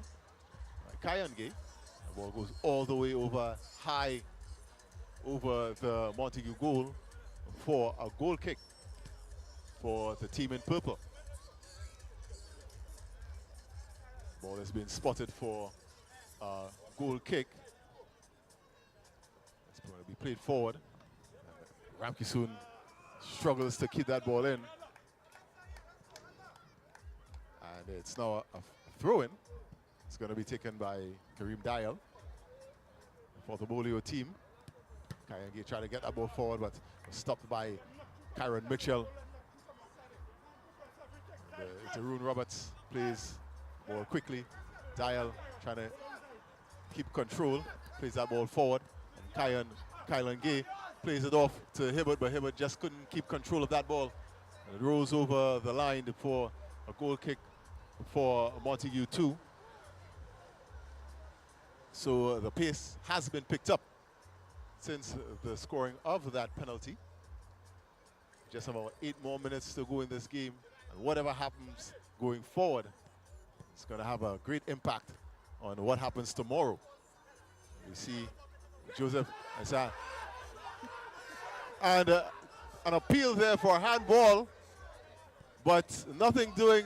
Referee says play on, and the Bolio players incensed by the non-call there by the referee. Ball appeared to come off the hand of Joseph in the penalty area, Kevin Joseph, but again it just played over the line. Bolio winning another free kick, rather a throw-in. Kylan Gay gets it, and he looks for Dial, who continues to hold on to the possession, turns very nicely. And a foul there on Kareem Dial by Dylan Springer. Inside the Montague half of the field. It's going to be taken by Kyan Gay, plays it to his brother, who holds on to the ball and takes a shot. And it's you're almost certain that Kylan Gay is going to take that shot. He has been very insistent on taking these shots. As we see Cohen Ramkisoon makes his way back onto the field. Maybe he will have an impact on what goes on the remainder of this half. He gets that ball, plays it over to Thomas, and Thomas heads it over player, which is met by Dial. Plays it into touch. It's for a Montague throw. Ramkisoon to Thomas. To Joseph. Joseph looking for the throw, but he's been marked heavily. To Ramkisoon. Ramkisoon plays it in the middle to Zaire Ramkisoon, but Ramkisoon looking to retrieve that ball that's won by momentarily there by the Bolio players. Bolio wins a goal kick. See Shonel Villafana trying to get that ball, and he wins it back. Plays it to the middle to Hibbert, and Hibbert cleverly gets that ball and tries a shot. Ball comes off of Thomas. Kyon Gay has it. Plays it to Kylon Gay. He gets it back to his brother. Plays it back to Kylon. Kylon trying to turn. He does stop that ball from going out. Plays it all the way across the field to Hibbert. Hibbert looking to get that ball to the player, but foul on Hibbert. A Montague player for a Bolio corner. So a very difficult sequence there for the Montague team. This could be also described as difficult for the Bolio team, as they didn't get any success with regards to scoring a goal. And that ball comes off, the last comes off of Hibbert off the corner and goes behind for a Montague goal kick to be taken by Kerwin Ramkisoon. And Ramkisoon looking to play this ball long. Does play it long, only to Kyon Gay. And that ball goes over everything, goes over the commentary area as well. And being retrieved there. The ball being played, actually being retrieved there for a corner, throw-in, won by Kyon Gay after losing out, played it to Kylon Gay. Gay looking to knock it off to Villafana. The pass cut off there by Thomas. Ball coming off Joseph for a throw-in. See Dial taking the throw to Hibbert. Hibbert plays it to Villafana. Villafana back to Hibbert. Hibbert not keeping it to himself, but takes it off to Kylon Gay. Trying to make some room. Looking for the pass. Dial looking for it. That ball plays all the way back to Roberts. Plays it to Kyon Gay, who advances that ball forward and shoots. Low and hard off a Montague player. Goes behind for another Bolio corner. This time on the far side. Standing over it is Kylon Gay. Plays that ball inside. Trying to avoid another corner was Thomas. That ball goes over the enclosure. We're looking to retrieve that ball. And with just seconds remaining, we don't know how many added time is going to be put on by the referee. That ball comes in, and for Kyon Gay, tries to get that ball on his left foot and strikes it. It goes high and wide, but comes off a purple shirt. Kylon Gay looking to bring in this ball one more time, and it falls nicely for Villafana, who plays it back to Dial. And again, coming off a Montague player, this time going for a throw-in. Time is about to expire, with this game finishing 1 goal apiece, unless something special can happen over these next few seconds. Bolio has the possession, but won by Ramkisoon. And a foul won there by Ramkisoon, Kerwin Ramkisoon. And they're hoping that this final sequence could bring them 3 points. At the moment, they're only earning 1. Ramkisoon takes a shot, and the ball comes off Thomas and goes into touch on this near side. As we see Kyon Gay looking to send that ball forward to Kylon Gay, gets it, and the ball rolls into the path of the goal, but cleared away by Purcell. See Kayenge trying to send that ball forward again, plays it to Hibbert, but that ball comes off the foot of Kerwin Ramkisoon and goes for a throw on the far side to be taken by Dial very quickly to Kylan Gay. Gay turns, loses out, and wins it back. Try to play it to Kyan Gay, who is looking for the pass, and he gets that pass to Hibbert, but the referee whistle goes, and at the end of game number 3 and match day number 7 here at the Montague Recreation Ground, it's Bolio Avenue 1 and Montague 2-1, leaving Montague having to do it all on Sunday on their final game. And we do have some highlights from this game. You see Bolio early in this game, and this being well defended there by Montague. You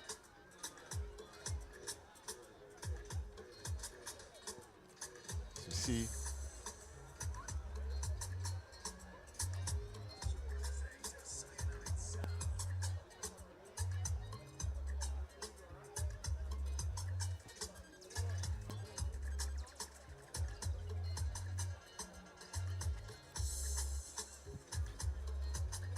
and as we, before the conclusion, before we conclude, we are going to be having a word with a player each from both teams. And we're going to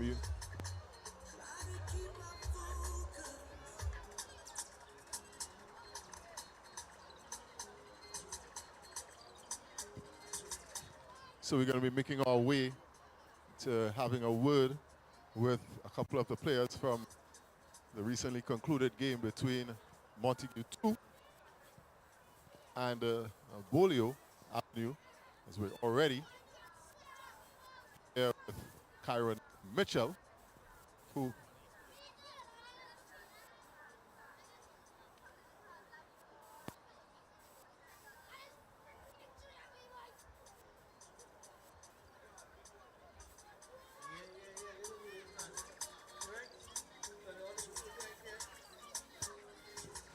with Kyron Mitchell, you two team, you guys needed to win today to make it a little easier for you all. Obviously, your mindset is going to be to go all out tomorrow. But how disappointed are you from this result you had for this game?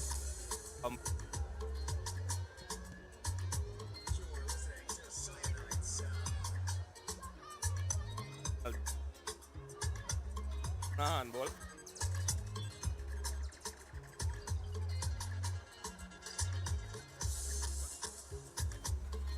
Penalties in the game. Thought that you were fortunate to get that penalty, or think that you guys could have actually equalized regardless of the penalty?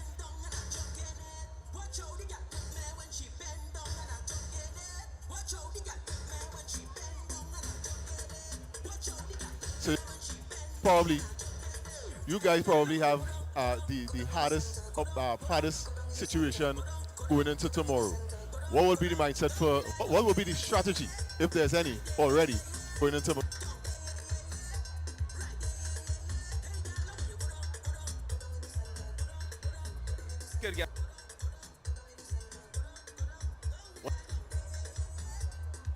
The front. How much is initially will you all be going out to play from the front tomorrow? Yeah. Immediately try and champ. Good luck tomorrow. Yeah, man. Thanks.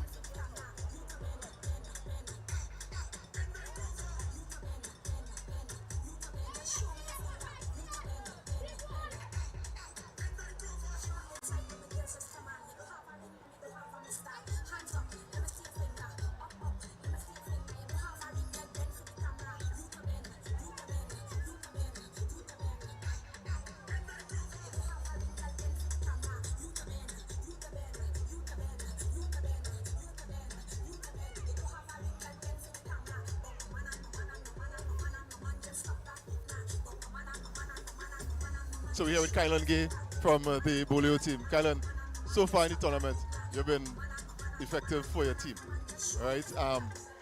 Today, how disappointed you guys are for, giving up that first goal and, dropping 2 points?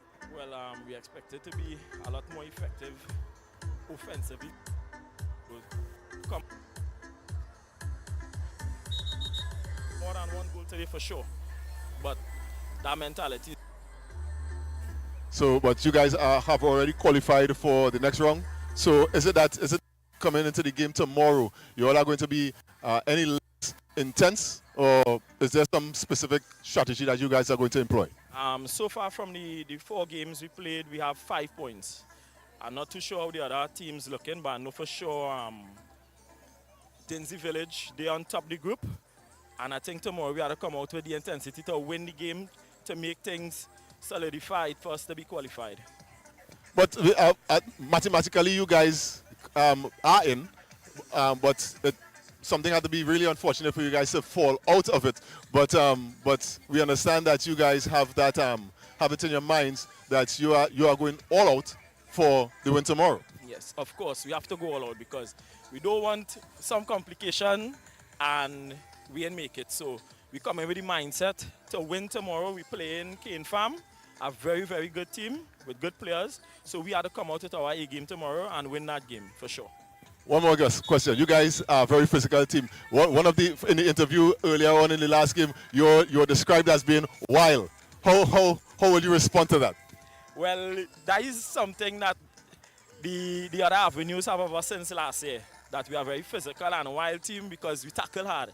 But in the last game against Trincity Village, we came out and tried and play some football and didn't work out for us. So I think we had to stick to our plan, play very physical, and that is what working for us, and let me stick to that.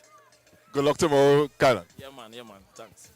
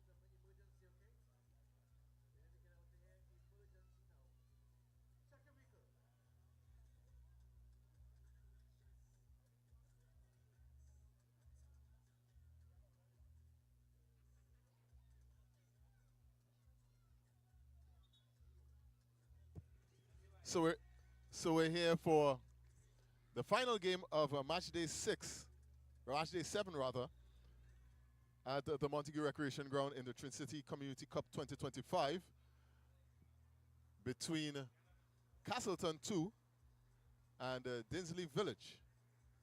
Dinsley Village, who are on top of the group after a very successful night last night, a win last night over Bolio, who we just saw drew 1 goal apiece with Montague 2. They would like to keep their run going with a 3rd consecutive win, and they will be playing in their blue and yellow strips. And Castleton 2, they will be playing in their yellow, predominantly yellow strips. Castleton 2, who are in 5th place in the group. They definitely need a win before the final games on Sunday. We see the referee having a word with both teams. And we do remind you that this tournament is being put on by the chairman of the Tunapuna Piako Regional Corporation in collaboration with the Honorable Camille Robinson Regis, who is the Member of Parliament for Trincity Maloney. And another one of their sponsorship partners is the NLCB. And we are on M&ETV. You see both teams just ready to go.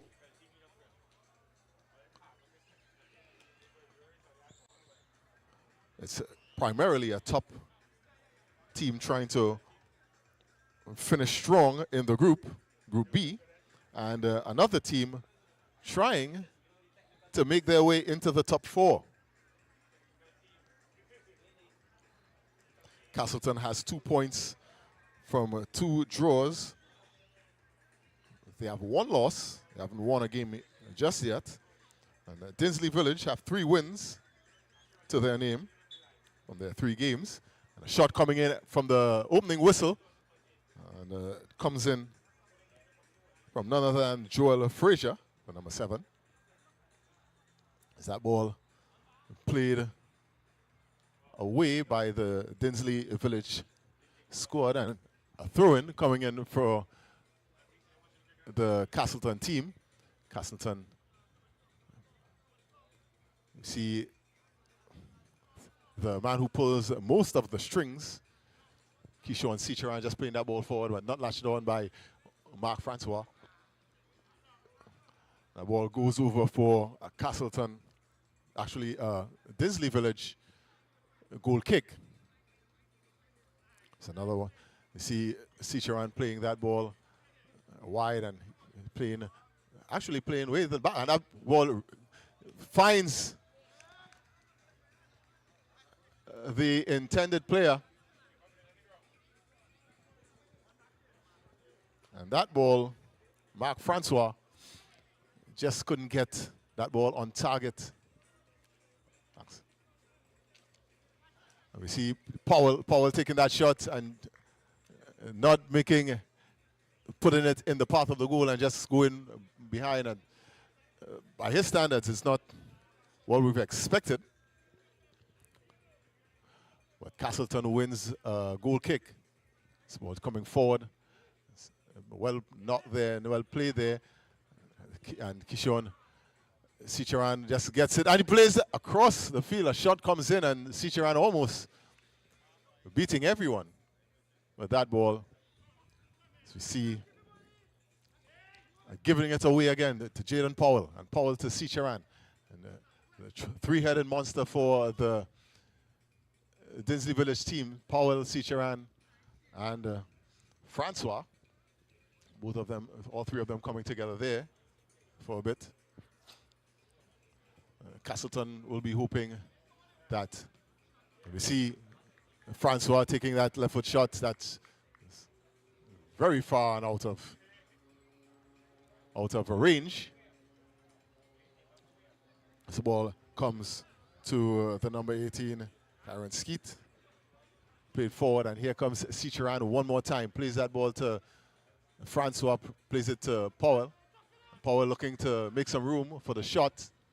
Plays it across to Cicheran, just a little bit out of his reach. And Castleton looking for something, anything.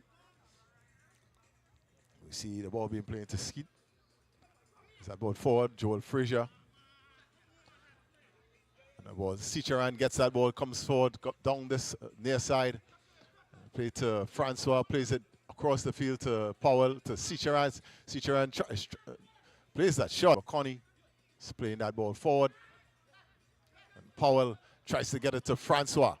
And Francois keeps it in to Cicheran. Cicheran looking for some space, and trying to find another player on the inside.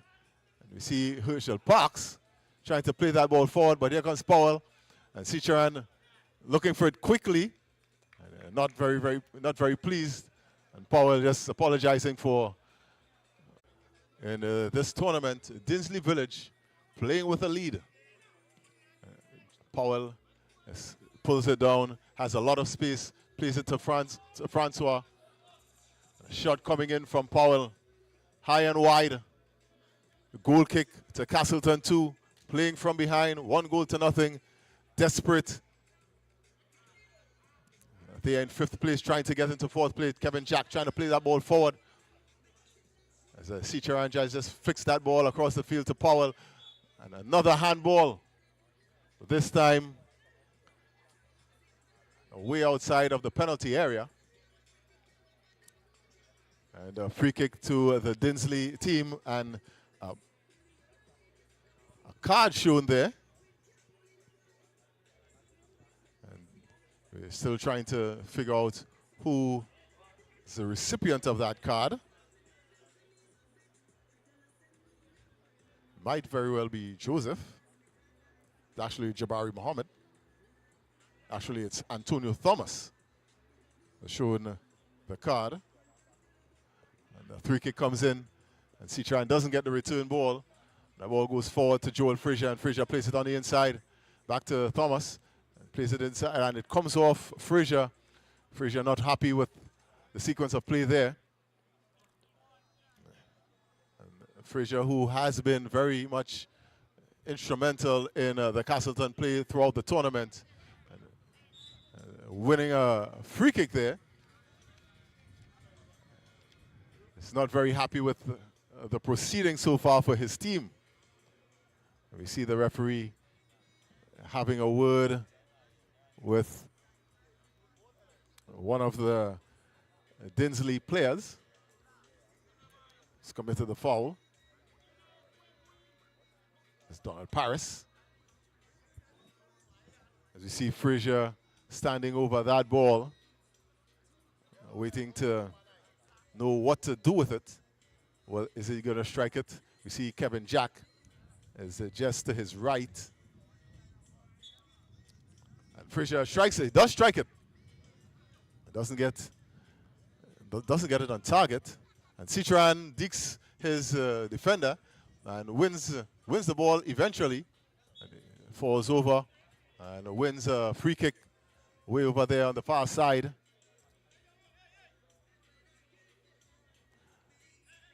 Does win that free kick. Looking to bring it in. It's all over the ball, Cicharan. And tries to play it. Hasn't played it yet. Looking to play it in the path of Powell, Jaden Powell. Plays it back to Paris. He plays that ball to Francois. Francois doesn't get anything meaningful on that, and Paris gets it back. Back to Francois. Francois makes some room for himself, tries to come forward, and gets it back. And it was a nifty little piece of playing there. A nice rotation of players with Powell just dropping back into the position that Paris would have been in. Our ball is played over the line for a goal kick for the Dinsley Village squad. And Jaden Powell gets that ball to Francois, who loses it for a throw-in for Dinsley. Plays it to Powell. Try to get it to Cicharan, but without success. The ball played back into the Dinsley Village half for a goal kick played by McConney. And equally challenged play as we see Cicharan try to play that ball across for Francois. Francois not getting that ball. It actually comes off a Castleton player. Cicharan looking for the best pass and plays off his defender. The ball comes off Castleton again. And we see Dinsley winning another throw-in. Throw it into Cicharan. Cicharan trying to play that ball forward. Plays it back to Paris. Paris trying to get it to Francois. Francois just kind of knocked off the ball He does play it back to Cicharan, who plays it to Jaden Powell. Powell back to Cicharan and looking for Powell again. And here comes Paris. The ball was guided well, but picked up by Castleton again. And Castleton not enjoying any sort of possession. As we see that ball being played again. Coming off a Castleton player. So, and Dinsley continue to enjoy the lion's share of the possession. We see Powell coming back and getting that ball, running that ball forward and putting that ball into a position where big number 14 could have, Jahi Mitchell could have scored, but we see Castleton winning a goal kick in the end. We see them playing that ball around, but losing it again. And here comes Francois. Francois being held, and a free kick given, and we see the referee just making his way to where the spot of the foul was to ensure that it was not inside the penalty area, and he ensures that Kishon Cicharan spots the ball in the exact place that it's supposed to be spotted. As we see the referee walks off the area where the wall should be, the closest defender should be. We see Mitchell standing to the right, Francois standing off to the left of Cicharan, but Cicharan looks as set as he's going to strike it. He has converted from a dead ball in the tournament so far. And also marking the post is Jaden Powell. As Mitchell strikes it. Mitchell gets it on target, but it comes off Castleton defenders and goes behind for a corner. Mitchell plays it, and Cicharan allows it to run for Paris. And Castleton wins it, though. That ball is coming forward to Abraham Thomas. The shot comes in. Castleton enjoying some possession, but how short-lived will it be? It only lives as far as the shot comes in and comes off the enclosure and goes behind for a goal kick for the Dinsley team. Mahoney just standing there waiting for the ball. It's that ball played from the wrong end. I see McConney just spotting it, looking to play it to, as a matter of fact, leaving it for Powell. Powell looking to play it long. Plays it to Cicharan. It's just too high for Cicharan. Saying to Powell, lower than that. We see Kevin Jack coming forward, plays that ball down the line. The ball comes in, and McConney clears to Cicharan, and Cicharan looking to strike it, but try to lay it off to Francois. And a shot whiff there, but McConney keeps it out. And we see Francois keeping it in. A high boot there from Cicharan, and Castleton wins a free kick. And we see Kevin Jack, the elder statesman on the team, spotting that ball very well as we being approached here in the commentary box by Mr. Josiah Austin, we mentioned earlier. And we see Dinsley coming forward, and that ball almost played in there, but that ball, Cicharan comes in and trying to get that ball to Powell, and almost across the goal, and Castleton lives another life. As we see Austin here, who plays for the Dinsley Avenue team, not having the best tournament.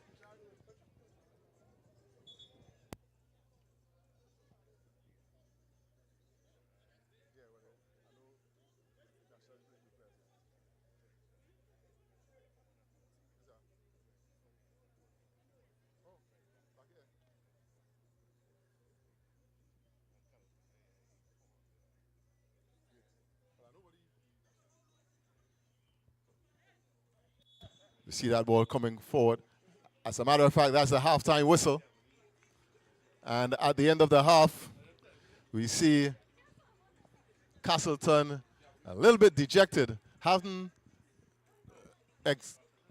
exhibited any sort of pressure. As a matter of fact, they had to absorb quite a bit of pressure from the team at the top of Group B, Dinsley Village rather, and because they lead 1-0, courtesy a penalty from Jaheim Mitchell. We have some highlights. We see the highlights coming in, and the highlights will feature a lot of play from the Dinsley Village team. So we see the penalty coming in, converted by Jaheim Mitchell, giving Dinsley Village a 1-0 lead. This is ball played forward by Jaden Powell.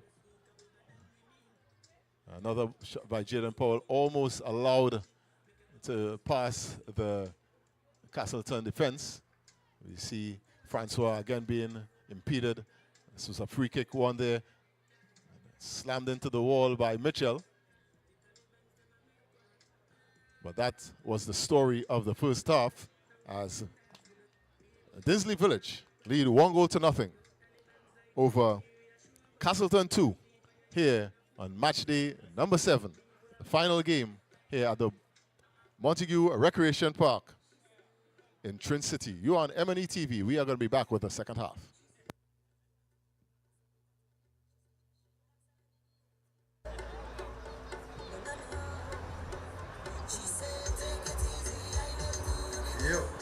Mic check 1, 2.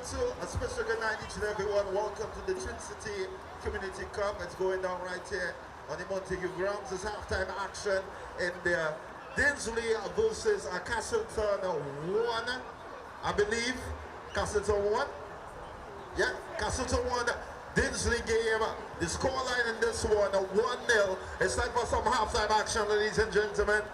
My name is Super Hype, and at this moment, I would like to encourage folks to make their way to the field right now and take part in our long distance kick.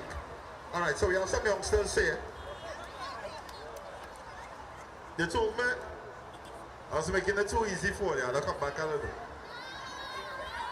That's what they were saying. All right, so we have some youngsters here.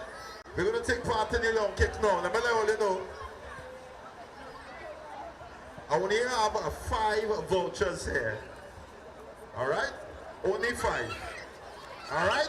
So hold up. Let me see if I can get. Well, when I mark this boy, how am I marking this here, boy? All right, you just stay right here. All right, so who went first? They're saying let the lady go first. All right? So behind this young lady, everybody form a line. Behind this lady here, boom, boom, boom. Not too close, so let's go back. Let's go back. Form the line and let's go back. Let's form the line and let's step back a little bit. No pushing. Let's be nice. Go back now. Everybody step back. Stay in the line and let's go back.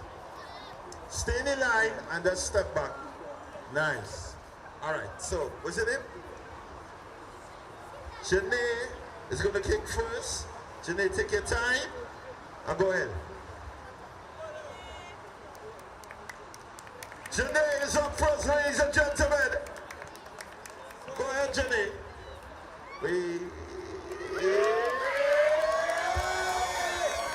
Janae! That's our first winner. There goes your voucher now. I only have 5, eh? Only have 5. Hold on. Everyone again. Once again, it's all about the Trincity Community Cup under the watchful eye of your Member of Parliament, Camille Robinson Regis, and of course, the chairman of the Tunapuna Regional Corporation, Josiah Austin, is definitely going down. What's your name now, Miri? Nakia. Oh, yeah, what Nakia? Let me see you, Nakia. Oh. Wait. I need a ball. Boy, yeah, boy. All right, so we're going to get. So we're just waiting for the second half of our final game here, ladies and gentlemen. Dinsley versus Castleton 1. That's the final game here tonight. Tomorrow we also have football action starting from 7 p.m. Yeah, a full weekend of football right here at Montague Grounds, Trincity. We're going again, brother. Let's go. Nice and easy, you're doing it. Let me see. Let me see. Hey. Close but not close enough. Close but not close enough. Got 4 more vouchers. 5 more. My bad. There we go. DJ, keep the music low, you know. Can play something low. Yeah, boy. Let me go again, boy. Alright, so we have a man in a Barca jersey here. We have a man in a Barca jersey here. Let me see what's going on. Barca to the world. Barca to the world. Oh, they want to sleep here. Let me go again. Alright. Like I go, you know what all these vouchers here tonight, boy? Like I go, you know what all these vouchers here tonight, boy? I believe this is a PSG.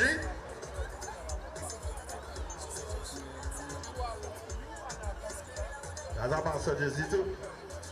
PSG.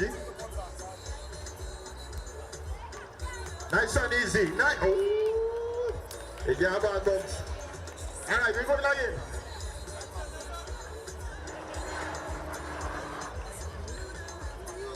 Like I go, you know what all these vouchers, boy. Oh, they get closer, closer, man. Go back. Yeah. Go back, go back, go back. Yeah, we good to go. How much more there, the kick, boy? You know.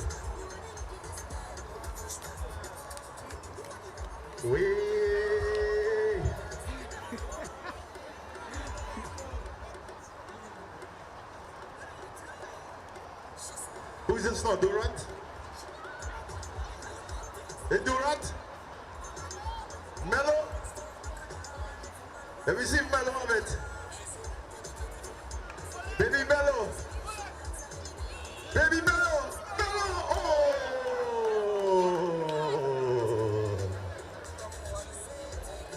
We are young Jovel. Jovin. We are JJ.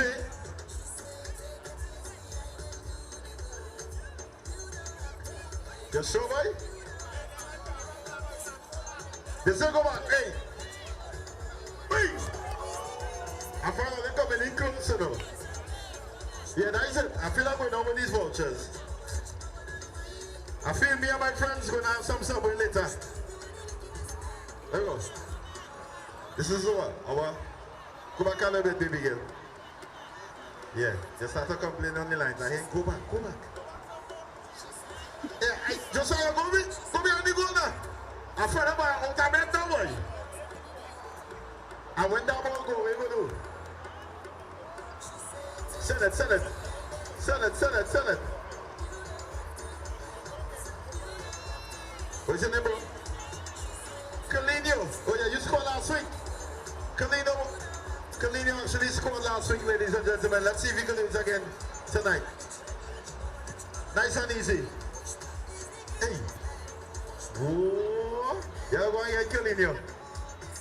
Go and bring it for me. Durant.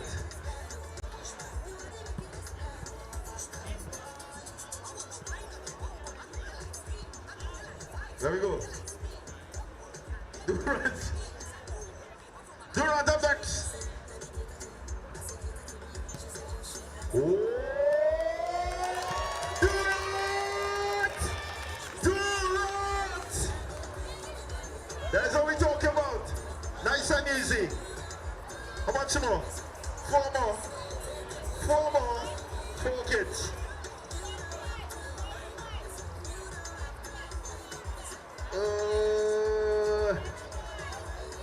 Not too quite smally. So we do with the small man there. Small man moving up close over.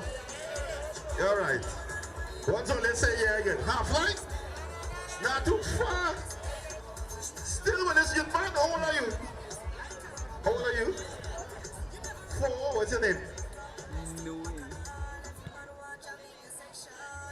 Zayn is 4 years old. From half-line, you're wicked. Come on in. 4 years old. Come in, Zayn. Go up closer, Zayn. 4 years old and you're real brave too, eh? Go ahead, Zayn.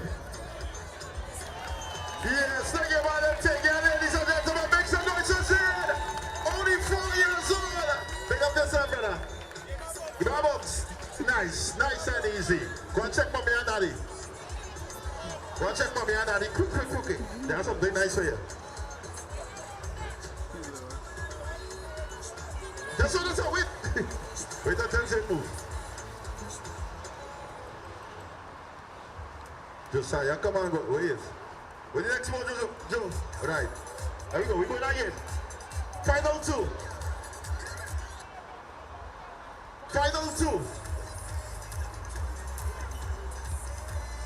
Hey. All right.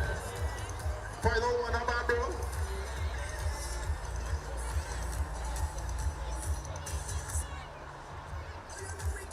One time. Oh man, looks like I'm going over these vouchers here, ladies and gentlemen. I am looking for the official. Someone, how much time do you have again? If you have 2 minutes. 2 minutes again. No more time, that is it. We ready to go? All right, ladies and gentlemen, we get ready for the second half. Pool buddy. We want to say a big shout out to the birthday girl. What's the birthday girl name again? Nakia Joseph, happy birthday. And just because today is your birthday, this is your Nakia. All right, enjoy yourself. Happy birthday. Once again, ladies and gentlemen, this is a second half action here in the Trincity Cup. Castleton 2-0. Dinsley 1. It's definitely going down. Ladies and gentlemen, right here, Montague Grounds. This is how we do a whole weekend full of football action right here. Sunday, we're back at it again. Game starting from 7 p.m.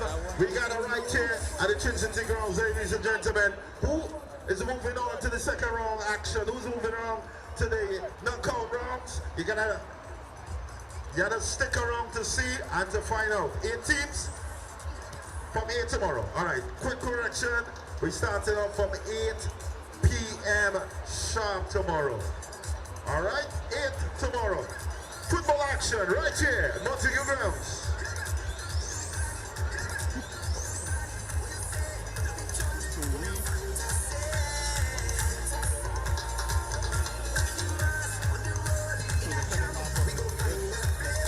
Between Castleton 2 and Disney Village just about to begin, as we saw some action in during the halftime show with some kids winning vouchers. We are at the Montague Recreation Ground. We are on M&ETV. It's the Trincity Community Football Cup 2025. Dinsley in the yellow and blue strips, defending the goal to the right, with the yellow of Castleton 2 defending the goal to the left. And begins the second half is the Cane Farm, rather the Dinsley Village team. They have controlled the ball so far, but loses out to Castleton, and Castleton plays that ball. And the ball comes to a desperate piece of defending there as Kishon Citran was looking to shoot. Ball is played back, comes off a Castleton defender. Goes for a throw-in from Paris. Paris plays it to Mitchell, and Francois. Francois knocks it into touch for the Castleton team, and Castleton looking to respond after conceding a free kick, penalty rather, early, and to go behind 1-0. A penalty converted by Jaheim Mitchell. You see Castleton putting that ball over the end line for Dinsley Village to take a goal kick. Ball played to Mitchell. Mitchell plays it back to Paris. Paris looks to play it back to Mitchell. Mitchell tosses it inside, but the shot comes in, the wide of the post. The shot coming in from Akil Frazier. We see McConney trying to retrieve the ball. And that ball judged to be a corner. We're looking for a quick play. That's Castleton. See that ball comes in to their number 11, Alistair Williams. Williams, see that ball further back. And Sicharan has had that ball, play that ball into touch.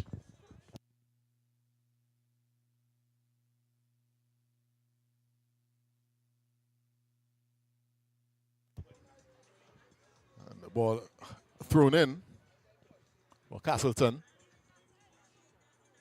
As we see Dinsley winning a corner there. The ball being played to Powell.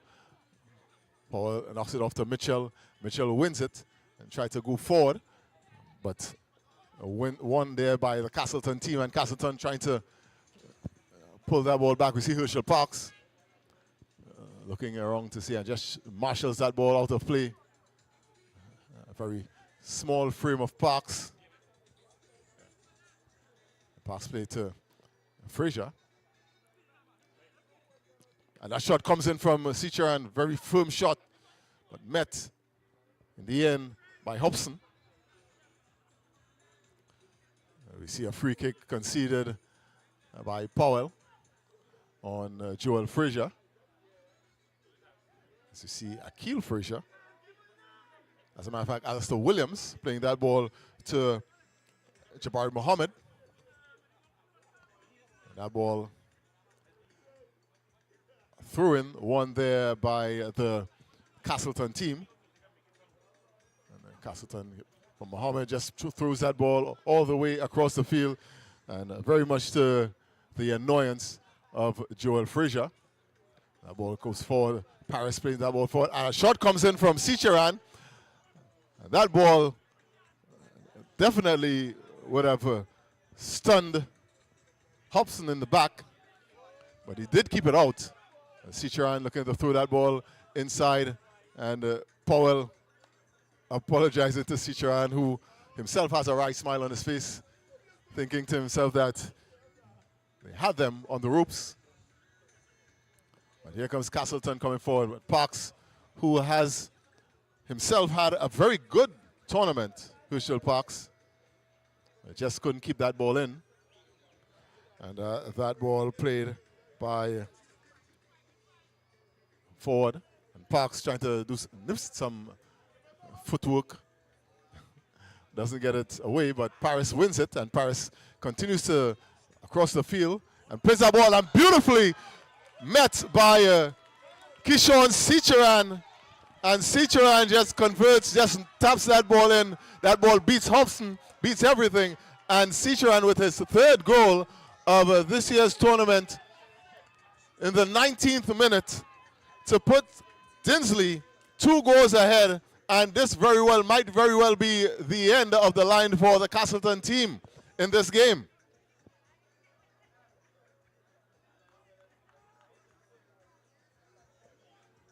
What a strike by Kishon Sicharan. As we see the desperation coming in from the Castleton team after going behind. So 2-0 in favor of Dinsley Village. They are on the verge of a 4th win in this year's tournament. That ball is cleared by Paris.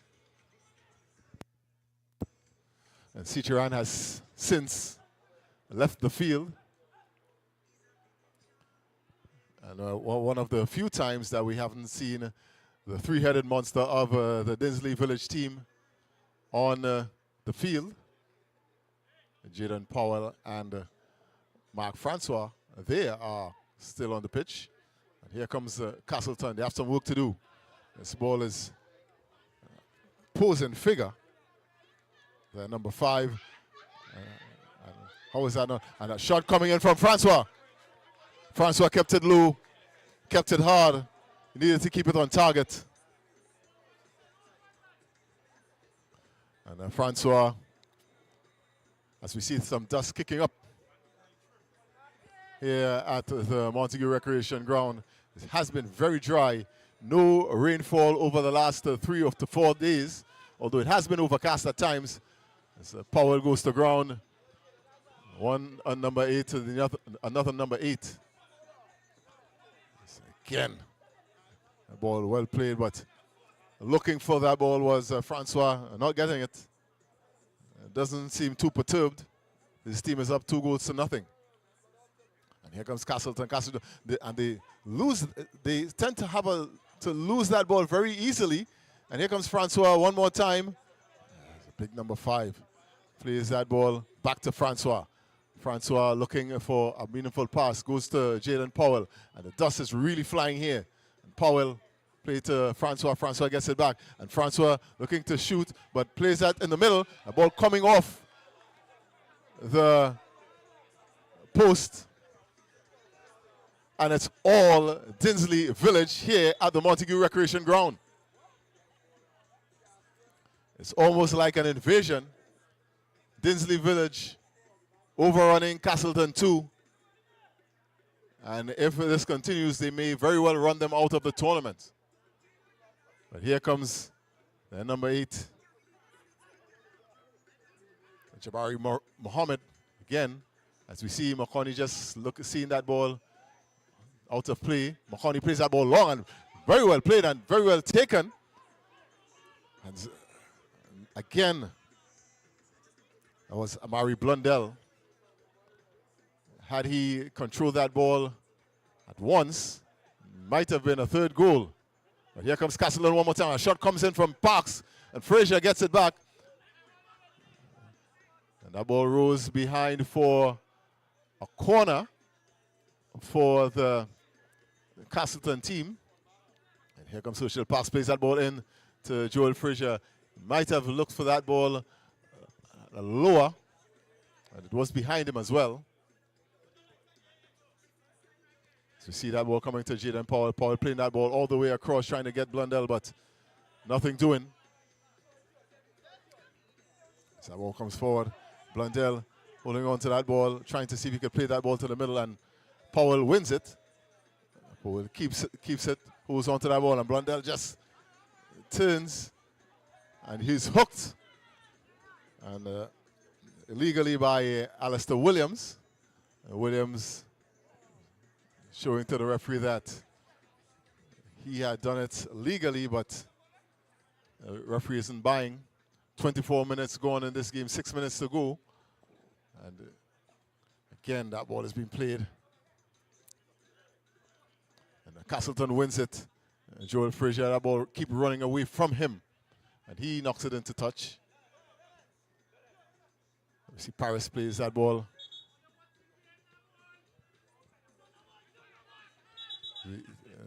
It's a free kick for Castleton. Castleton, Parks trying to get it. He gets things going, but played out of touch by a Dinsley player. Parks trying to get it into the middle. Again, Williams trying to play that ball in. That was Jabari Muhammad rather. That ball played away by Paris. And the ball comes off the legs of Hobson, puts it out of play. Hobson not having the best of games. We see that ball being played along the far side. We've seen possession held there by the Dinsley team. Continue to hold the possession, but now won by the Castleton team, but given away by Francois. And Francois, who always looks to strike with that left foot, and strikes it. But it might have been turned in for a 3rd goal by Blundell, but Blundell was just a little too far away and to stretch to get that ball past Hobson. And Hobson definitely would have been having a disastrous game if that had gone in. We see Muhammad trying to play that ball forward, plays it all the way forward, but Paris just chests it down and puts it into touch. We see Herschel Parks just looking for the best pass. He rolls it to the path of one of his teammates, and here comes Francois. Francois tries to knock it back for Blundell, but he couldn't get it into his path. Shot comes in, but charged down. And we see Blundell plays that ball forward, looking for the return pass, but doesn't get it. Parks trying to weave his way, but Blundell does win it back, and trying to see if he could get that ball into the middle. Too much traffic in the middle with so many yellow shirts. As we see Mohammed trying to play that ball forward, and a shot coming in there, flying in from one of their players at the number 4, Matthew Barrow, who is playing that ball into Francois. And Francois looking to strong arm himself, and Blundell trying to get the shot in. As we see Francois trying to do it all now for the Dinsley team, now as that Jaden Powell is off the field.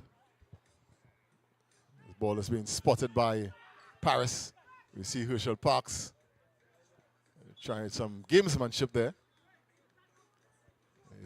saying that the ball has been played, but the ball actually wasn't.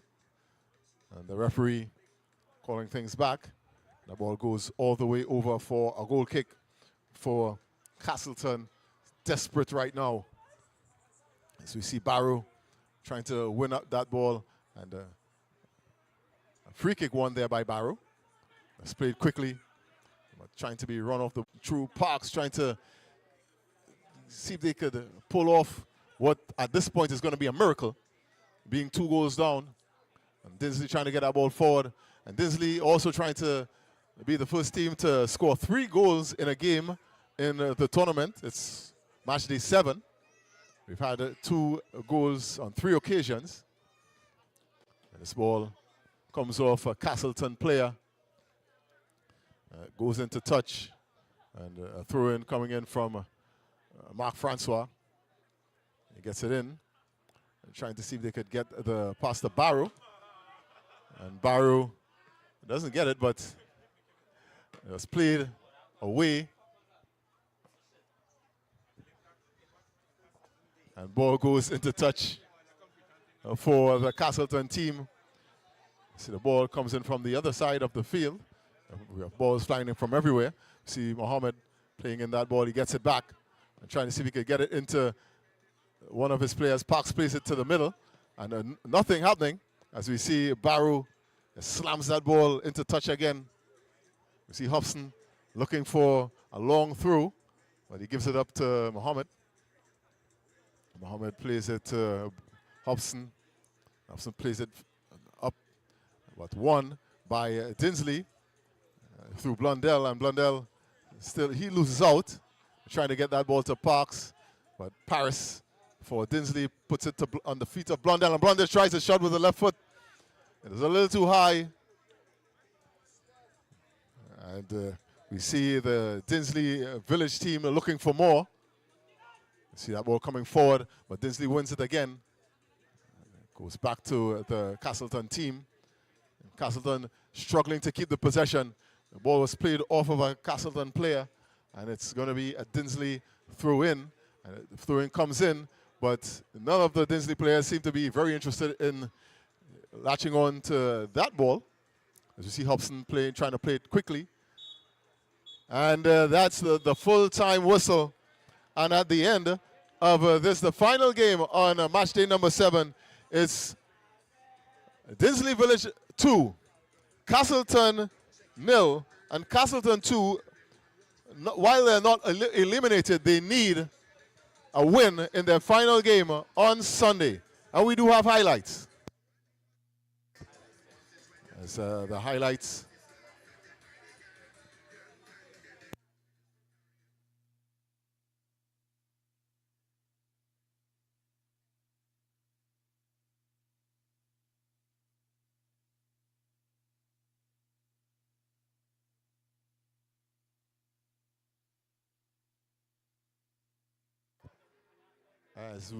As we just sort out some technical difficulties with and that was a penalty.